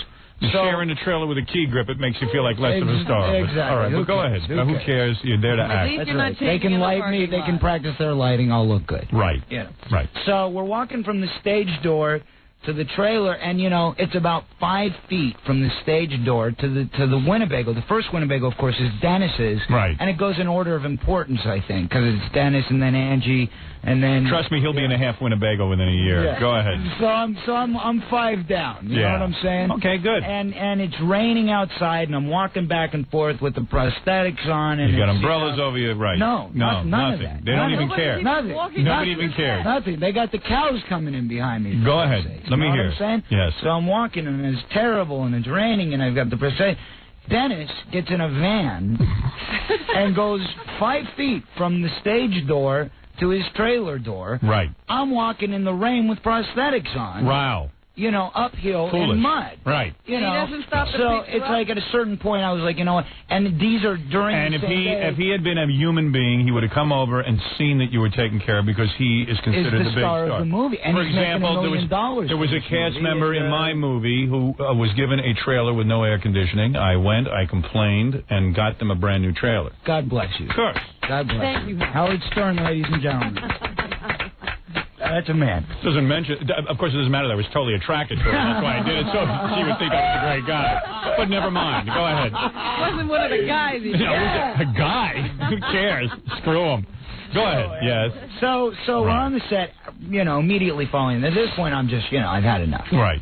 So I do this thing. We're rehearsing, and I'm thinking of things to say. He does a thing where he shoots me 6 times. Yeah. I fall back into a bunch of barrels. Go ahead. I look up, and I go, hey, where are you going, cha-cha? Right. All right. Which is funny. Nice line. Everybody laughs. Go ahead. Big, yeah. huge laugh on the set. Doesn't like to be called Cha-Cha, I bet. No, not He doesn't at like all. him getting Right. the So laugh. Dennis says, oh, not at all. Oh, he didn't not like at it. all. Right. Dennis says, hey, Calm down. hey, babe, you know, you can't use that line because that, you know, I patented that. You know, and a couple people didn't get the joke, and they go, what's so funny? What's so funny? And he's, it's a, you know, line I used to use. And I'm like, oh, come on, Dennis, man. And I think he's joking with me. He invented the word cha-cha? Right. You know, I think he he's joking. wrote that. Oh, so he's saying he wrote that line. Right. Oh, I see. So I'm like, well, you know, what do you, I mean, that's, you know, you're joking, right? And Right. He's like, no, man, I'm serious. You know, but he's got that cocky kind of look. He on his doesn't face. want you getting the best of him in the picture. So we go to do the filming of the scene, Right. and he's not there. He's in his trailer. Right. And I'm doing my take, and I do the line. Every time I do it. Wait a second. You were doing your close-up, and he didn't sit there on the set and help you with it? Oh, of course not. You are kidding me. No. And how many films has he done again? Well, Wait a second. Look at me. This was his third. You're doing your close-up. It's a dialogue between you and him, and he didn't sit on the little apple box and help you with it? No. So that he means someone had to read his part to you? That's it, yeah. Wow. He's really gotten. Yeah. Does he really taken think? with himself. You know what happened was when we first started the film, I called him up and I said, you know, he got to town. And I said, hey man, you know, I hadn't seen him since he did this act. He used to do an act where he did a bit opening with me, this Michael Jackson, Corey Feldman joke. Yeah. You know, that everybody was doing, and you know, he did this So big did HBO special where he opened it up. Right. You know, He dancing. goofed on you? Yeah, right. Yeah. So I'm like, you know, he's like, hey man, no hard feelings. Oh no, I don't care. Wait a It's second. funny. So now that so did they make you cut the cha-cha line? Wait. Well, All right. So you do the cha-cha line. Let me back up. Okay, so back to the cha-cha line. Right. You do the cha-cha So I line. do the cha-cha line. Every time it gets a big laugh, and I'm like, I'm doing this. Right. So he comes out on the last take. Yeah. The last take. The Comedy He Genius. comes at the Comedy Genius. Comes out, and he watches the monitor, and he's standing next to the director, and he sees me do it, and he takes his script and throws it on the floor. What a baby. And he goes up to my assistant, Yeah. and he goes, you tell your boss that I'm going to thump his head for doing that. Thump his head. He can't. You can kick his ass, couldn't you? In a second. In a But second. He says, don't tell him not to come near me for the rest of this show. Thanks, babe. You know. And Right. he's out of there. Right. So literally. Good. Let him leave. No. So, and I'm just like, and you know, my assistant comes up and he tells me that. I'm like, you know, I'm walking through the And you're rain trying and to the do- prosthetics. I'm Right. being Mr. Nice Guy. Right. Not complaining. He's showing up 4 hours late for work. You know, I mean, I can't believe this. Right. You know, what an insult. Right. Somebody who's been around for 21 years like me. So did you know, kick his ass? No, of course not. I'm a professional. Right. I let him dwell in his thing. And you know, the thing that really bothered me, But truthfully, is it in the movie when you say cha-cha? Unfortunately, that line was cut. However, It was. later in the movie, I also did a line where I swing an axe at him and I go, "You are out of here," which did make the You didn't have that one patented, huh? Well, that was actually I think more famous. The I am out of here bit. Well, I don't know. Well, so that was a good rub in the face. But the point is that, you know, during the entire film, he hosed you. it wasn't just me though. He treated people badly, and that's what bothered me. Well, let me tell you, that'll come back to bite him in his ass. It will definitely. Yeah, people. I mean, I was with with Penn, the guy from Penn and Teller, Yes. and Gilbert Gottfried over the weekend. They stopped by the premiere party for Tales.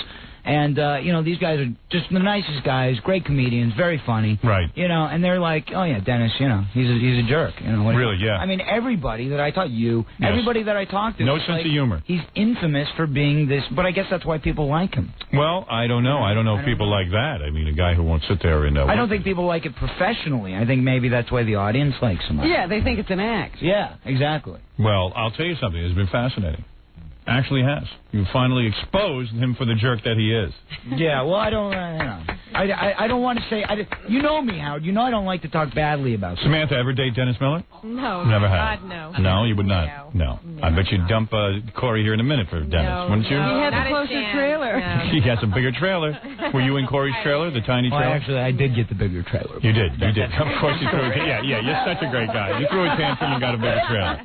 No. Trailering is a big thing on movies. Yes, it is. In fact, I told you that I measured other people's trailers. You did not. I was in Betty's trailer, and it looked better than mine, and I know I'm supposed to have the biggest trailer, and I could have sworn the square footage was bigger. Got out there with a ruler. Yeah, I did, and then I realized my square footage was bigger, but the way hers was arranged looked bigger. Hers was wider. Yeah, it was wider or something. I don't know what it was. I couldn't figure it out. My square feet, my cubic maybe feet. the way they had arranged things just made better. Well, if you've ever been told, Howard, it's not the size it counts. Yes. Yeah.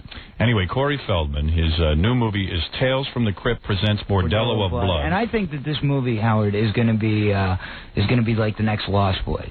I really believe that. You feel that? Because I love Lost Boys. I really do, man. Yeah. I've seen it 3 times now.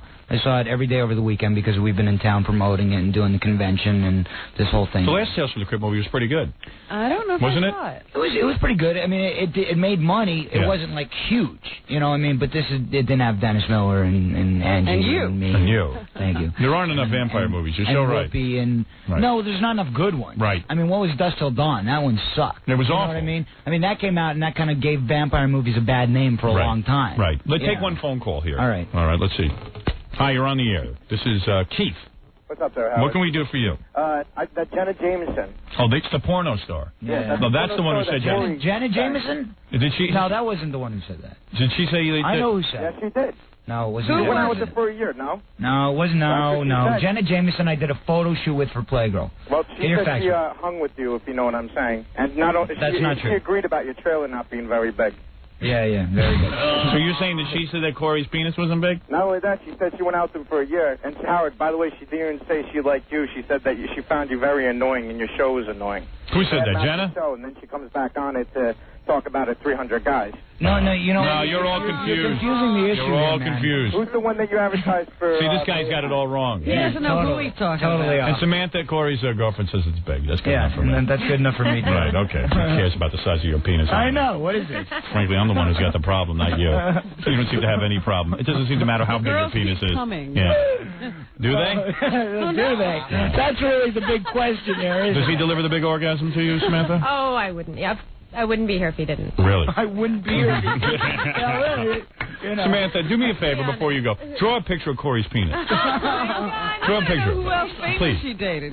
So back to the film. Who cares about the film? I don't have enough room. You don't have enough paper there? Back to the plugging. Right. So are you in love with Corey? I love him. You He's do? Wonderful. Have you told him you loved him? Yes. Yes, we tell each other that every day. Do you think it's real love, or do you think it's just one of your floozies? I mean, is he going to treat her with respect? It's real. Wonderful. It's real love? Oh, yeah. He's a lot of fun, takes you to clubs and all kinds of things. He's a real person. Has he brought home any other girls for you to play with? Absolutely not. Oh, that'll happen. No. Wait till the boredom sets in. He's done all that, you know. Yeah, you get tired of that, you think? You think guys get tired of that? I think they do. Yeah, for about 15 minutes. I've gone through my whole, my whole wild phase. Have you given up that poker game you used to? No. You still do I'm that? still waiting for you guys to come play. Where do we play? And in my house. Are there girls there? Of course, I if you played. want them You there. did? I'll go there. If you're there, I'll go. You got to come play, man. Now, Corey's new movie is Tales from the Crypt presents Bordello of Blood. Now, this movie is going to be, I'm telling you the truth, it's so good. And the audience, it gets, they clap at the end every time. They scream and they yell and big laughs. It's the funniest. Are you hyping now? Is that what's going on? You know why I am? Let me tell you. You know me. I don't normally do this. I mean, I get on the I don't want to plug. Yeah, right. But this is a good You're proud of this movie. I'm proud of this. All right. Not only that, but ladies and gentlemen, this is my first theatrical release in 8 years. Will you and Samantha be doing any projects together? Are you working on it? Ladies and gentlemen, this is my first theatrical release. Samantha, do you hope to do a project with Corey? I'd love to work with him. He's wonderful. He's a great actor. Has she worked? We're doing a project right now. What are you doing? It's called Project Bedroom. Yeah. But has she actually done some work? I haven't done any films. I mean, student films I've directed and written myself. And, I didn't tell you about the... I'm sorry. I didn't mean to cut you off. Sure you did. You have a big ego. He doesn't care about you. Yeah, this will work out well. Hey. Honey, it's enough. You know what I mean? You take some Listen, Corey Feldman. Yes. And I have to plug more. Oh, go ahead. I'm sorry. Yeah, thank you. Go ahead. And what do you want to say? No, I just finished directing a film. Oh, you did? And what film would that be? My first film. Right. It's called Busted, the movie. And when will I see that? Well, it probably won't be ready for another couple months, but I just finished directing it. I rewrote the script, which was quite terrible when I got it. Right. We had to do it on a very small scale, but we were lucky enough to get people like Elliot Gould and... well, he got to be happy to be working in a film. Oh, he's doing great right now. He blew it. Elliot Gould was one of the biggest stars in the Hollywood, but he had a career. He was considered so difficult, I think, that they almost blacklisted him. He blew it, but then he got back, and He now did. he just did the Shining miniseries. Oh, he did. He's back. He's behaving now. Yeah. He got humbled. Yeah. And this film, you say he's you doing shot... Death Trap on Broadway. And you say you shot this in 8mm or 16, this film that you directed? Who did he do? Funny guy, Howard. I'm just kidding. Funny guy. And what studio is this I love for? this man. Now, come on. Now, you're very talented. You know that, and I've always had you on. Who did he do it for? No, this was an independent film. I mean, it's your first directing job, right? You're not going to walk right into Universal. This will be your and do a film. showcase, if you will. Yes, Right. yes, it is a showcase, and I'm very, very excited about it. I got, we have 2 Playboy Playmates in it. We have Julie Strain, the Penthouse Pet of the Year. Right. So we have a lot of really hot chicks. Right, that's always important. I want to see that. Very good. And someone told me that you financed this with Samantha's money. You emptied that? Is that right? That's right. We took the money out of her breast implant surgery to. All right. That's right. The Very fund good. was set aside, but I donated it. Corey, congratulations on your new movie, Tales from the Crypt presents Bordello of Blood. I look forward to seeing it. And we see Busted. F. Dennis Miller. Busted. Yeah, well, Busted will be out probably in about 3 or 4 months. But I mean, we have Todd Bridges in the movie. Is that right? And he's in jail in the entire film. That's good. That's good. The guy was a great sport about it. He deserves it. Exactly. Anyway, and also let's congratulate Corey on another great girlfriend. That's right. Samantha. And Samantha, I'm sorry I won't get to see you again. Next time Corey comes in here, another Samantha. Let's be honest. That is not true. As much as I like you, I won't get to see you unless you just stop by on your own. Well, I will. Next time, bring a redhead. All right? What? Hey. What did you just say? I said I will. I'll be here with him. No, what you said is I will. I'll be here, next week. So I would like to go out with you. I'm gonna go. Oh, great! Now you're hitting on my girlfriend. Yeah. That's very polite. I bet you I could get your girlfriend in 5 minutes. I bet you could. I bet you I could. How much you want to play? Oh, man, if I wasn't married, forget about it. No, I could you're get her out, in so 5 I guess minutes. we have no wager. I'm telling you. Okay. Listen. I have a huge trailer. That's not what I've heard. Oh, no. Yeah. Anyway, Corey. So listen. I have a couple names of people I wanted to plug here. Oh, give me a break. No, this is quick. Go ahead. Katina, I wanted to say thank you to Katina. I wanted to say thank you to Sean at Planet Hollywood, who took very good care of us while we were here. And the other What is this? No, this is me. This is really winding down. This is me doing favors for people. Okay, I hear you. Because I'm a nice guy. That's right. I like to help people out. Corey, good luck with Tales from the Crypt presents Bordello of Blood. Thank I was you, sir. having you on the show, and thank you, you, Samantha, for coming in. You look terrific. What are you wearing? A nurse's outfit? Look at that thing. What kind of shoes you got on? Ratchet. What do you got? Let's see. I love sexy shoes. They're like Gucci, I think. Yeah, they're Let me like, see. I can't lift my leg or else I'll be doing a Sharon Stone. Well, just lift your leg from the knee up. That's all. I'm already seeing your panties anyway. You're wearing. Say hi, Howard. You're wearing white underwear, aren't you? Oh, God. Look at you. So right up your dress. Didn't I tell you to scoot all the way up? You must look great nude. I said scoot all the way up. Corey taking vacations and stuff? Well, we've been together 3 months. So. Oh, and where have you been going? Anywhere cool? Well, we've actually been going between Vegas and San Francisco and here. And do you wear bikinis by the pool and everything? Absolutely. You do? Wow. Oh, yeah. Yeah. All the guys look when you walk by with her and stuff? Oh, it's really great when she walks around the house naked and people come over. And those are D cups, are they not? Yes, they are. Yeah. And the natural D cup, seriously? Natural D cup. Wow. It's amazing. What a package. Yeah. You're a lucky man. Yes, I am. I'm a very lucky man. And amazingly, he keeps coming up with more and more beautiful women. Well, this will be the last one, Howard. You're getting married. Is that what I you're really saying? feel that. Well, I'm not at the marriage point yet. You want to make sure that you can be with somebody for a year or so before you get married. So you don't want to jump into anything too drastic. But I really feel that You're very happy. I'm very, very happy. This is the happiest. I'm very at peace, and we have there's none of that irrational. You know what? I'm really sick of hearing about you with women. Okay. No, I'm really sick to my let me stomach. tell you, I'm supposed to be doing this. There's Goodbye. none of that psychotic stuff. Right. Where you guys hear sit there and argue, and there's all the emotional, dramatic stuff. There's none of that. It's nice and even. It's nice. It's good. Yeah. Buddies. You're Yeah, no stable. argument. You're stable and she's stable. Great. You used to fight with girls Yeah. within 3 months. Right. Hey, you know how I used to be. Right. No, I used to be kind of a, up and down kind of guy, and I think I've leveled out a lot. As soon as she hooks up with a bigger actor, you're history. All right, here we go. Corey, Samantha, there thank you. are no bigger actors. I know. You're a good actor, too. I'll tell you that. Thank you, sir. Tales from the Crypt presents Bordello of Blood, and go see Corey Feldman and Dennis Miller in this film. That's right. All right. Who wouldn't write with Corey. That's right, but that's okay because he wrote for himself. Right. And we'll be back after these words. You're listening to The Howard Stern Show.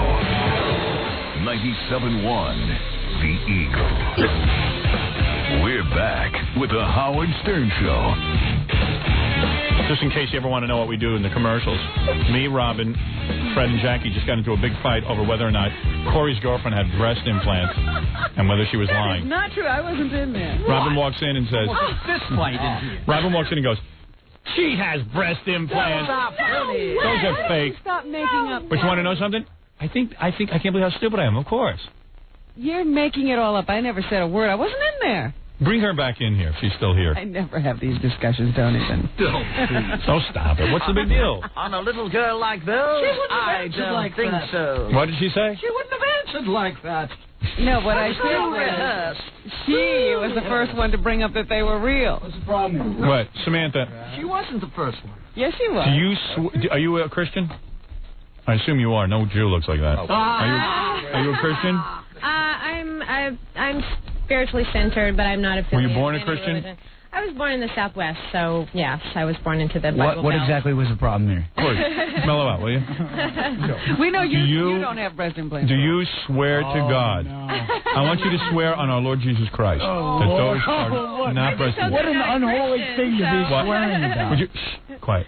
Would you swear on our Lord Jesus Christ? I don't swear. You know, how can I do that? Okay. Well, they aren't real. Robin's right. How can I be so stupid? I go, well, what she said, she didn't have breast implants. You want to believe. But Robin said, of course. Well, you don't go around saying you have breast implants. Well, you know, Howard, you should have known my track record by now. Yeah. I mean, you know. I couldn't believe you just went for that. I love breast implants, by the way. I think they're great. I think all women should have them. I think so, too. I think you should get them when they're 5. Did you see the Playgirl interview I did? I did a whole interview in Playgirl where I talked about how they said, Corey Feldman and what's up with his, infatuation with breast implants. I see. So you were a showgirl? I mean, was the college thing a joke, too? No. You really went to college? No. You're not a stripper or anything, are you? No. You guys didn't meet at like a club or something. You get a lap dance and all that. No. Right. Although he did make a joke. He's like, where'd you meet? No, we met at Drink in Las Vegas, which is just a regular club. Okay. Yeah. Club. All right, I get it. Yeah. Okay. Yeah, no. She's not a stripper. Your breasts look great. Who cares? What else? But the point is, man. Can I feel them? Hey. What? They're just implants. Watch it now. You already tried to hug her at the end. Easy. Have a reputation. I'm going to tell your wife. Yeah. You have a reputation. All right. No, but you should know about the breast thing because. Get out of here. If you weren't an actor, you'd be like the rest of us, looking for girls. No, I'd be looking for girls with fake breasts. I love them. But they're a beautiful thing. I mean, they really are. All right, so that's all we wanted to know. And you have to get used to that. Go see Corey's movie, Bordello of Blood. Thank you. Thank you. All right, beautiful. See you later. Nice ass. Hey! I meant you, Corey. Thank you. Oh, wow. Wait. Your ass is nice, too. I'm going to watch your ass when you walk out. Go ahead. I hate when Robin's right. Yes, thank you, because everybody was disputing me. I said she wouldn't lie about that. Jackie says, hey, every time a girl comes in and Robin's always going to say, you all wanted to believe, you're all wacky. I don't care what she's you're got. all drunk with love. Pretty girl, right?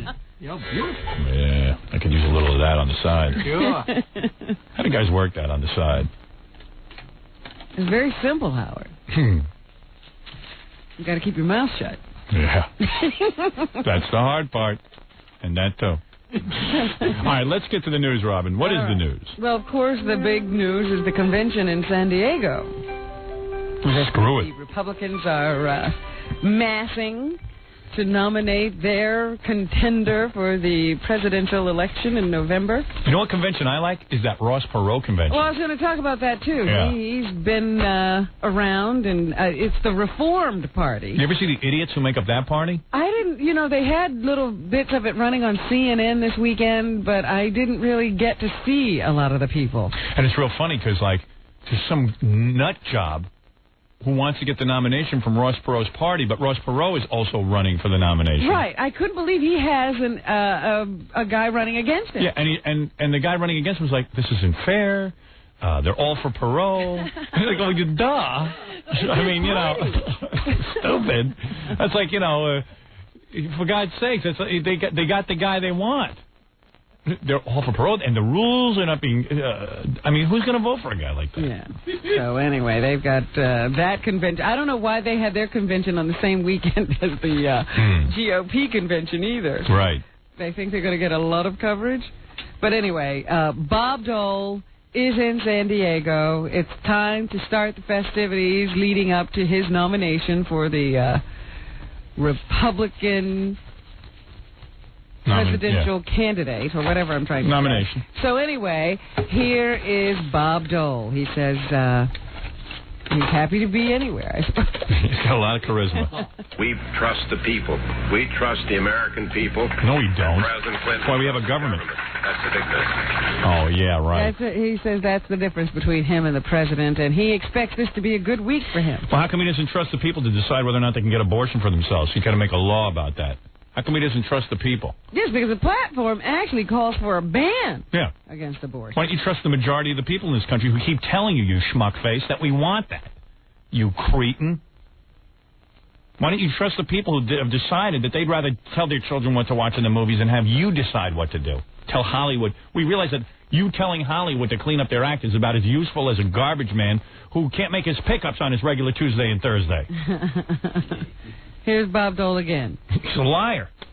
It's a very important week, not from the standpoint of our party, obviously important to me, but more important, I believe, to the American people, because we believe we have the ideas and the agenda to take us into the next century, and we're excited about it. Yeah, the idea is to bow to the religious right.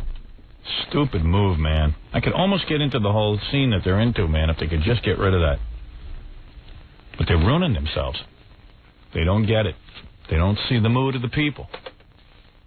They're not listening. Huh? Nope. Mm-mm. Pat Buchanan, who is not going to be speaking at the another nut GOP convention. Another guy who's an isolationist in an age where we have to get our oil from the Arabs. It just doesn't make sense. He held his own little rally for his followers a few miles away from the center of... the San Diego festivities. Here is Pat Buchanan addressing his people. I will spend the rest of my days fighting to restore the lost sovereignty of the United States and to rescue the republic I love from the grip of this new world order. So keep fighting. That means he's going to write more newspaper columns. Another disillusioned newspaper writer. Sounds like Sieg Heil. I can almost hear it. Sieg Heil. Here's more of Pat Buchanan. I found his speech fascinating. Let us, at least, for the next 10 weeks, nobles and knights and even peasants with pitchforks, suspend our battles with one another and join together in a common cause to defeat Bill Clinton and Prince Albert. Prince Albert is Al Gore? Al Gore. There's a whole thing going over on his side of the Republican aisle that nobody understands. Well, considering... And finally, he did call for unity in the party. Oh, he did. He's considering he kept running against Bob Dole when he had already lost. That's pretty weird. This disputatious and yes divided party of ours needs such a truce. A temporary truce. He's the only one... He's the rabble rouser. Yeah. A truce of San Diego. Okay. So he is telling his people to go along with the Republicans. Don't bolt. This time we all need to stick together if we want a GOP president. An isolationist. Interesting guy. Meanwhile, there were a lot of anti-Buchanan people outside, I guess, where he was speaking. Here is some of the chanting. Pat Buchanan, we know you. Hitler was a fascist too. Pat Buchanan, we know you. Hitler was a fascist too. Eeny, meeny, miny, mo. Catch a rabbit by the toe. Oh. Well, I didn't say they were going to win any wars. They were there, though. Right. And here's Ross Perot giving a speech at his convention, the Reform Party convention. That's funny. Where he finally said the words that everybody expected him to say, that he wants to be your president. No, he doesn't. If he wanted to be, he wouldn't have dropped out. We need careful, thoughtful construction action now. And if you choose me as your candidate, I will dedicate myself as the servant of the American people to solving these problems. Yosemite Sam for president. Don't belong to anybody but you. Right on. Douchebag says what? That guy is a douchebag. I mean, I've never seen. The guy actually had it going on, and then he he ruined it. He ruined it. So don't say you're a serious candidate. What a wacko. And that whole party, like people pretending like it's really going to be something. I mean, like who are the people who sit there? Like, you know what it is? I don't think they for a moment believe that they're going to make a ripple. I think it's people who were Republicans and Democrats who worked on some level at the party and never got recognized. Never got any recognition. And said, hey, if we switch over to that party, then we'll all be big deals because it's a new party. We'll be in on the ground floor. I kind of got that vibe at the Libertarian Party. Like a lot of the Libertarians were all Republicans or Democrats, and they always got ignored. And now they go there, and there's only like 50 people at a meeting, and they're the most important people in the party. It's like Jews for Jesus. They go to temple now. Everyone sits and pays attention to them because they're all pissed off at them.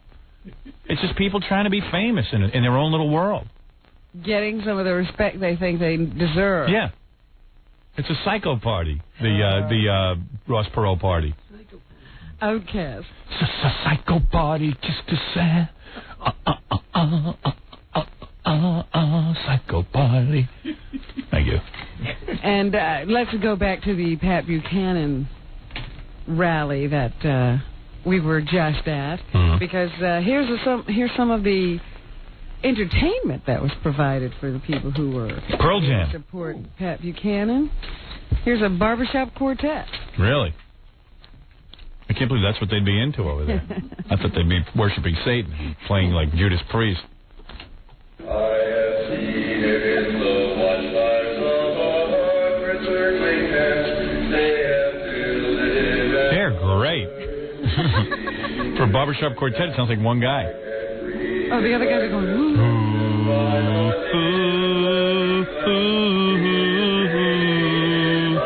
That's it, I'm voting for him.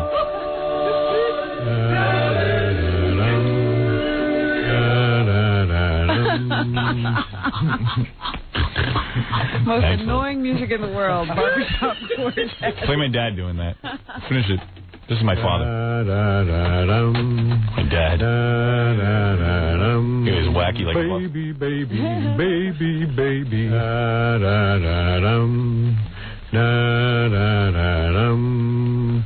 He could really carry a tune, my dad. He was heavily into music, you can tell. Let me take a break, Rob. We'll finish the news when we get back. You're listening to The Howard Stern Show. 97.1 The Eagle.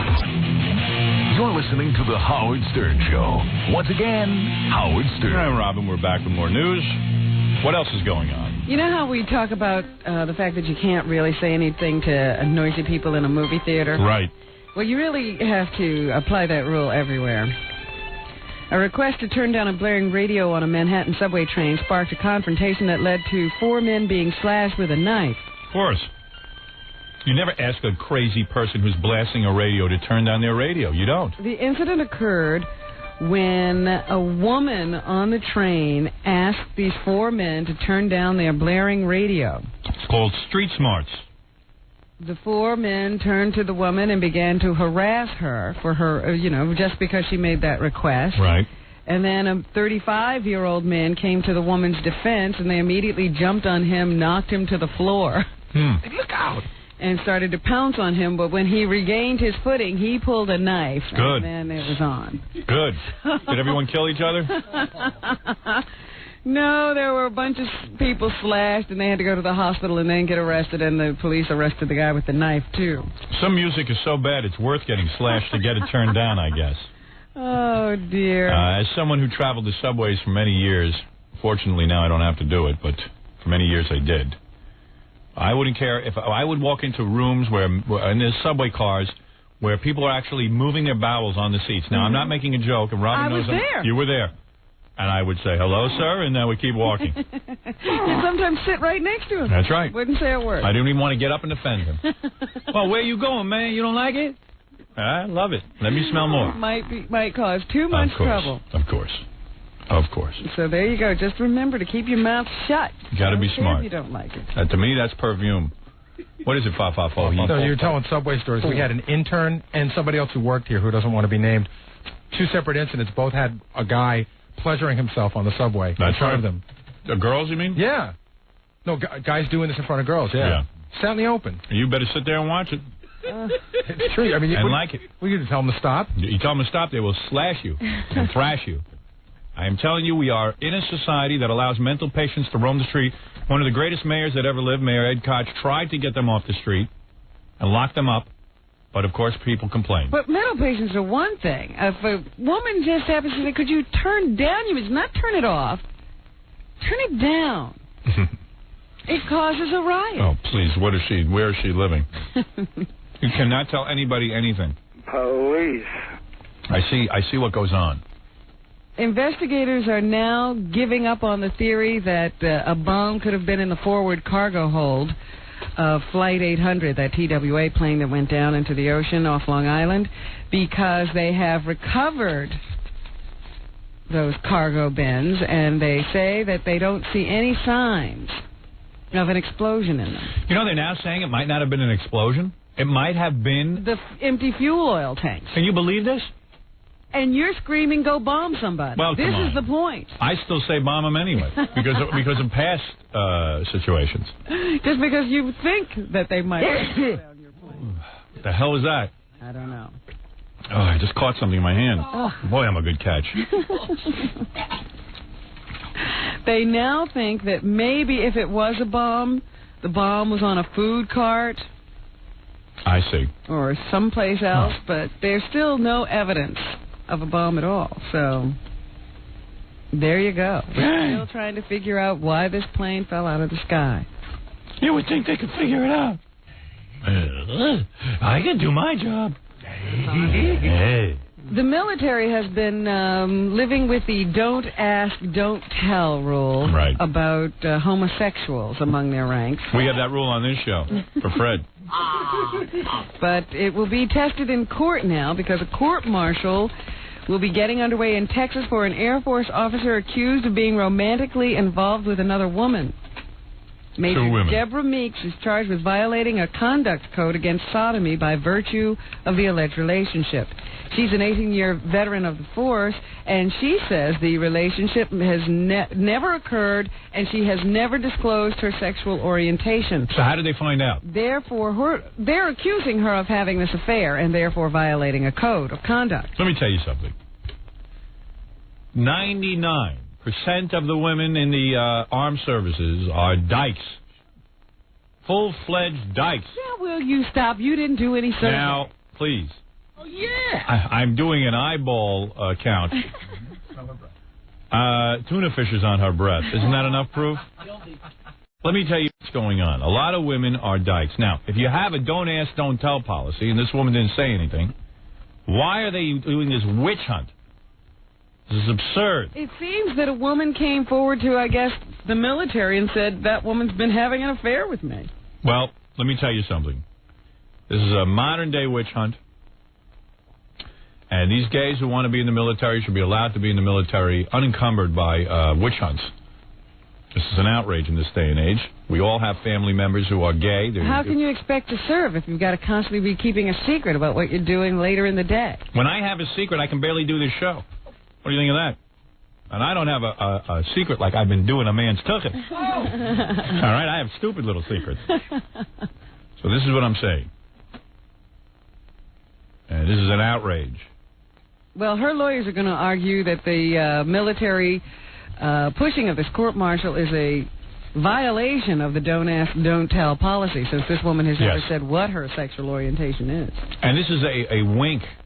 You know, when someone says we have a don't ask, don't tell, that's a wink saying it's okay to be gay, just don't flaunt it. You hear? Which means what? Flaunting it could be different things to different people. Right. And same with our pot laws. You smoke a joint, they catch you, they give you a $10 fine. You know what I'm saying? It's a wink, because there isn't a person in this country who hasn't smoked pot. These goddamn politicians have all smoked pot. Well, you heard about Susan Molinari? Molinari. 1 minute she did smoke pot, the next minute she didn't smoke pot.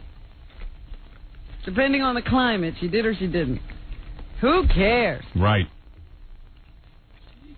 She's not smoking it now, I don't think. I'll tell you, President Clinton, it's another guy. I didn't inhale. He could inhale a bale of manure. I couldn't care less. He could take tar heroin. I couldn't care. I'd still vote for him over Dole. We're going to eliminate some awfully good candidates if we make pot the line. Yeah. Senator Jackie. Senator Jokeman from New York City. You ought to be excited.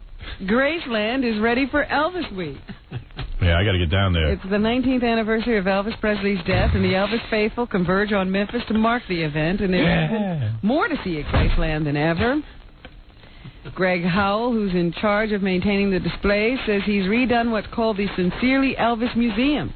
Can you imagine going to Graceland? There's absolutely nothing to do there, and there's millions of people just mulling around. This guy actually has the television that Elvis allegedly shot. Yes. So that's going to be on display in the Sincerely Elvis Museum down there when you get there. Here's a woman who says that she loves Elvis Week, and it's a good time for all the Elvis friends to get together. She actually has a rationale for why all this stuff occurs.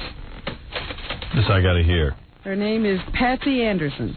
Elvis has almost become a hobby. It's like collecting as much as you can and learning everything about him. So it's actually This is the true sign of a decadent country. become a hobby, very much like a football fan is a fan of the San Francisco 49ers. It's very much that same thing where you like to collect everything. Then Elvis International Tribute Week is their Super Bowl. It's when everyone comes in and they enjoy the music, they enjoy the relationships and friendships of friends they've made from around the world. Sad. So sad. Can you imagine? Do something useful. Help somebody. Go to a shelter or something and make some friends there. Yeah, go to a soup kitchen. Volunteer. It's all nitwits talking to each other about the supreme nitwit, Elvis. Their king. Their king. The king of the nitwits. King of all nitwits, Elvis Presley. Here's Patsy again. We're ecstatic that a lot of the young kids How did her parents know to name her Patsy? are beginning to wonder what all the hoopla about Elvis Presley is, and they're studying his music and becoming to be real You ever get a feeling that all the women at Graceland are named Patsy? aficionados and also appreciators of the music. So they're indoctrinating young people. Right. With their sickness. I'd rather you become a Scientologist than go to Graceland. I also heard there's a new book coming out that Priscilla doesn't want anybody to see. That's the book I was reading. Yes, because they also say that her family sort of blackmailed Elvis into marrying her. That's right. He didn't want to marry her. Who knows? That guy was such a psycho. So we don't know. They claim that he had found his true love while Priscilla was living at the house. He had fallen in love with Anne Margaret. And that he really wanted to marry her, but Priscilla's family then got a lawyer after they had let him keep her since she was like 15 years old. Right. Ooh. And sort of forced him into it. The deadbeat dad that we had on our show? Yeah. Well, how's he doing?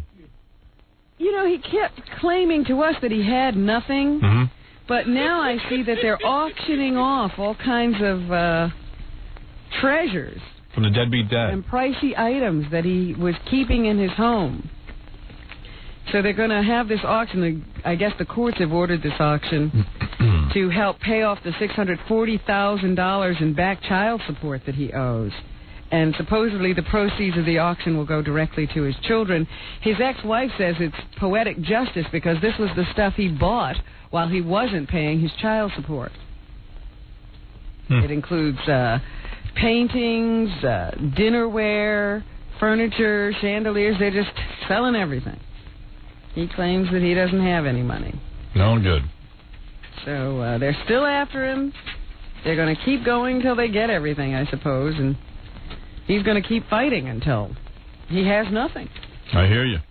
The guy who shot Yitzhak Rabin, right, the Prime Minister of Israel, they say he has become a sex symbol in jail. Yeah. Teen heartthrob. Really? He gets tons of letters and marriage proposals. You're kidding. No. The whole, I'd love to do a movie. country of Israel is outraged. Just interviewing people who write to him. And by the fact that he's getting so many of these letters. Right. The guy's even been able to sell his life story for $2 million.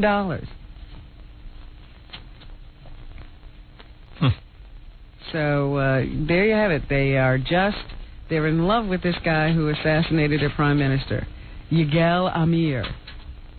He's now serving a life sentence for last year's murder.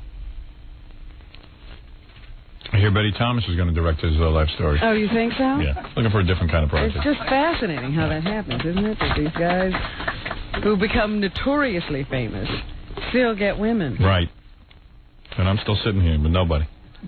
And Robin Williams has a #1 hit at the box office, Jack, his new movie. Despite the bad reviews. Despite bad reviews, you're absolutely right, earned $11.3 million in its opening weekend and toppled A Time to Kill from the #1 spot. Escape from L.A. came in third. Well, the original Escape from L.A. was pretty good. Or whatever. No, that was Escape from New York. Yeah, that was pretty good. But nobody expected it to be good. This one has some expectations settled with it, but it did come in #3. That's not bad. Maybe it'll get better as the weeks go on. How do I escape from Robin Williams? We can't. Is that guy ever home? How many movies does he do a year? What it looks about one a year. Yeah. I think he has a little time on his hands. Burp. So there you have it. Thanks. That's what's happening. Go see Corey Feldman's new movie, Tales from the Crypt, Bordello of Blood. Jackie Sgt. Pecker's nonstop filthy jokes, 78 wild minutes, only $12, $4. Shipping and handling, CD or cassette, buy 2, get 1 free. Call 1-800-323-KING. For dirty jokes and more Sgt. Pecker information, visit Jokeland on the web at JackieJokeman.com. And I'll do the rest of the plugs right after these words. You're listening to The Howard Stern Show.